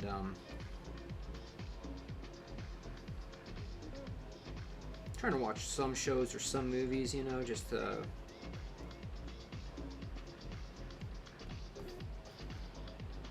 for some of the inspiration and stuff, you know.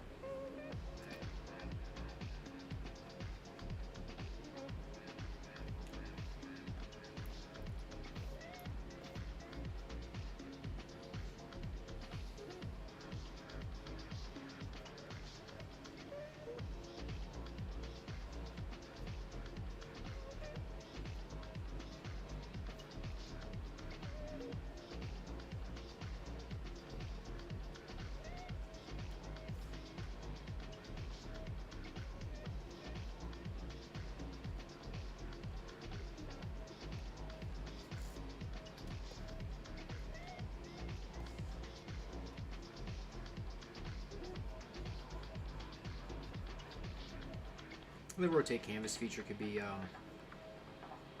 helpful.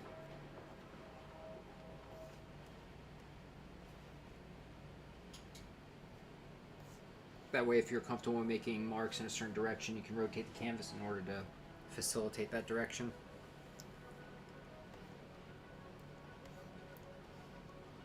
Let's come over to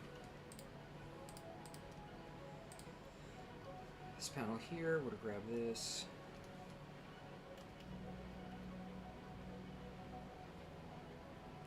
And actually, one thing that you could do, this is typical of most digital art programs, if you hold Control and click on the window, the little thumbnail preview window of the layer you're working on, it'll select everything on that layer. Which could be really good if you want to, you know, obviously manipulate everything on that area. But for right now, instead of, I don't want to hit this with any color, any of these black foreground pieces, so let's deselect that, and instead with the wand tool here, auto select, I'm going to just select the gray areas that I want to affect with this. So this we'll put up here.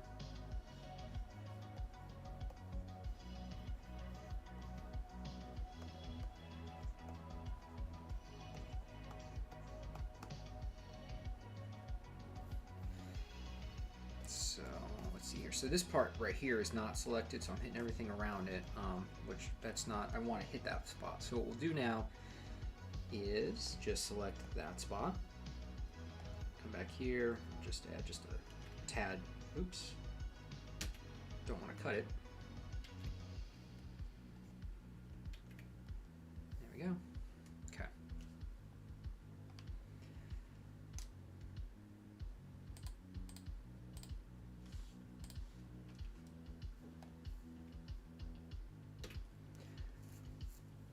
This white selected, let me see here, let me see if I can do.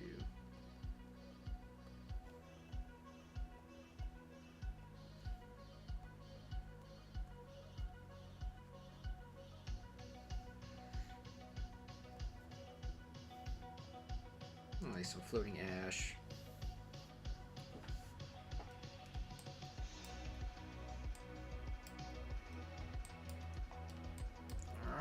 take a look at the page, and then we got one panel left. Yeah, I'm digging this page a lot. The contrast of that black background with everything else really is very dramatic.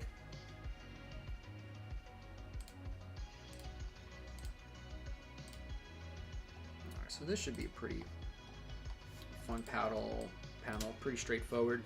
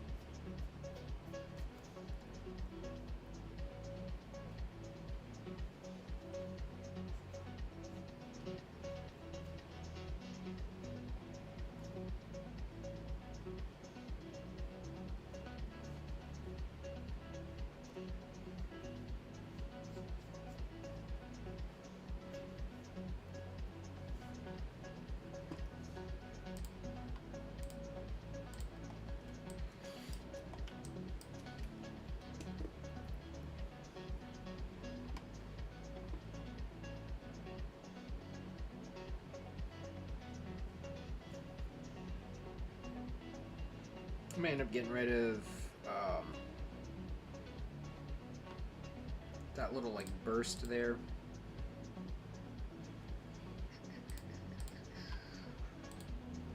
And we'll end up doing something else.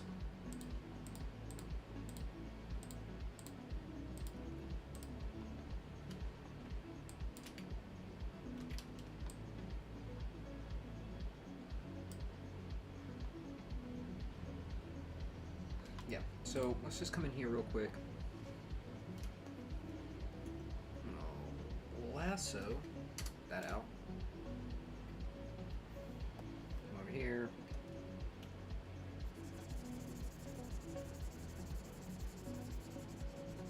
So that's interesting. So it just filled around the black. It didn't fill out under it.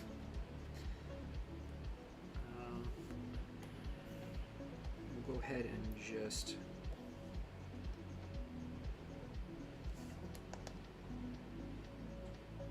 erase a bit.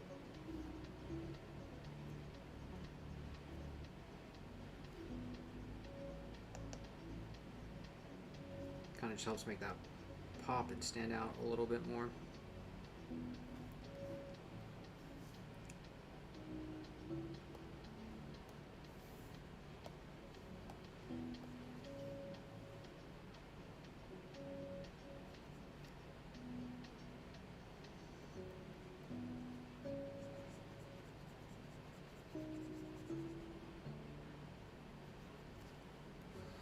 And with this being under that layer, if I go like that, it'll stay under there, which is pretty cool.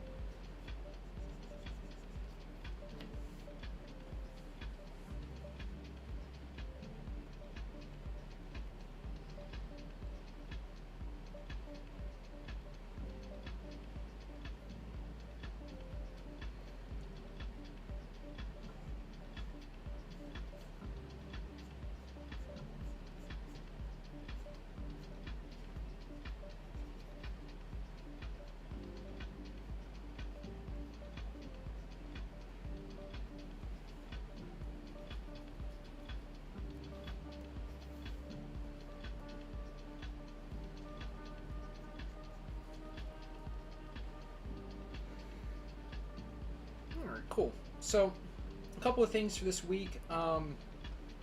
I've got a video I'll be releasing tomorrow on YouTube. It's a vector art video for Affinity. So that'll be out tomorrow. I also have another video later on this week for Affinity. I'll be talking about what I think is going to happen with their new big announcement October 30th. I probably won't be streaming this Thursday. I think I'm going to take the opportunity to go to the local art guild that I haven't been to in a while and do some live drawing, actual figure drawing, which I haven't done that in a while. It's been several years. I used to live out in the area where the art guild is. So I used to go quite regularly. So I think I'm about doing that this Thursday. So I won't be streaming on Thursday, but I will have a video out. So then I'll probably end up streaming next week unless I get another opportunity later on this week.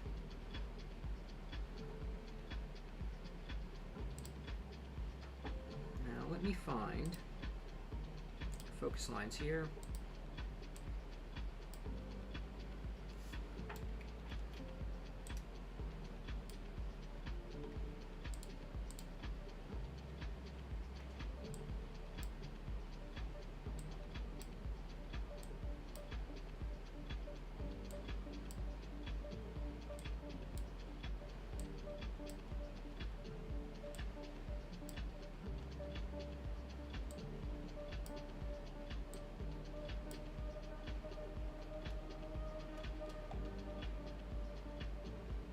Maybe something more like that for the burst.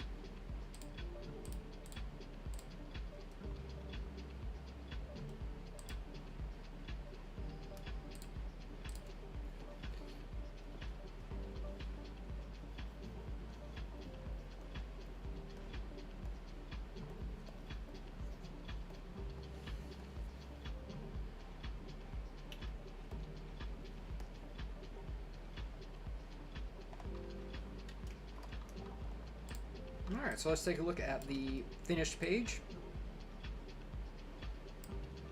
So, there you go. I'm pretty happy with it. It's very dark overall in tone, but it fits kind of what's going on and whatnot. And then we've left enough counterbalance between the white and black to kind of balance us and bring us throughout the page and whatnot. Yeah, so there it is, all finished. I really appreciate you all being here today and hanging out. It means a lot. You know, if you haven't yet, you know, please follow and subscribe. It helps out a ton. Hop over to YouTube and subscribe there. I've got, you know, more videos coming out. I got a couple this week and working on plenty of more.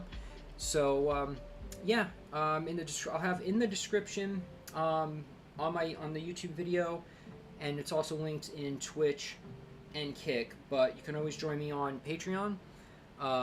I share my artwork from the streams there, any sort of digital assets that I'm creating in either Clip Studio Paint or Affinity Designer, working files I upload there. So Patreon is a good place to keep track of my art and what else is kind of going on.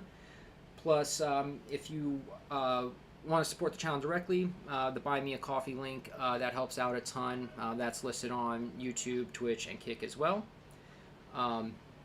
But yeah, just you guys hanging out and being here is what means the most, and I really appreciate it. So thank you very much for spending your time with me today. I'll see you and talk to you all very soon. Until next time. Thanks a ton, Russ, for being here. Appreciate you. Have a great day.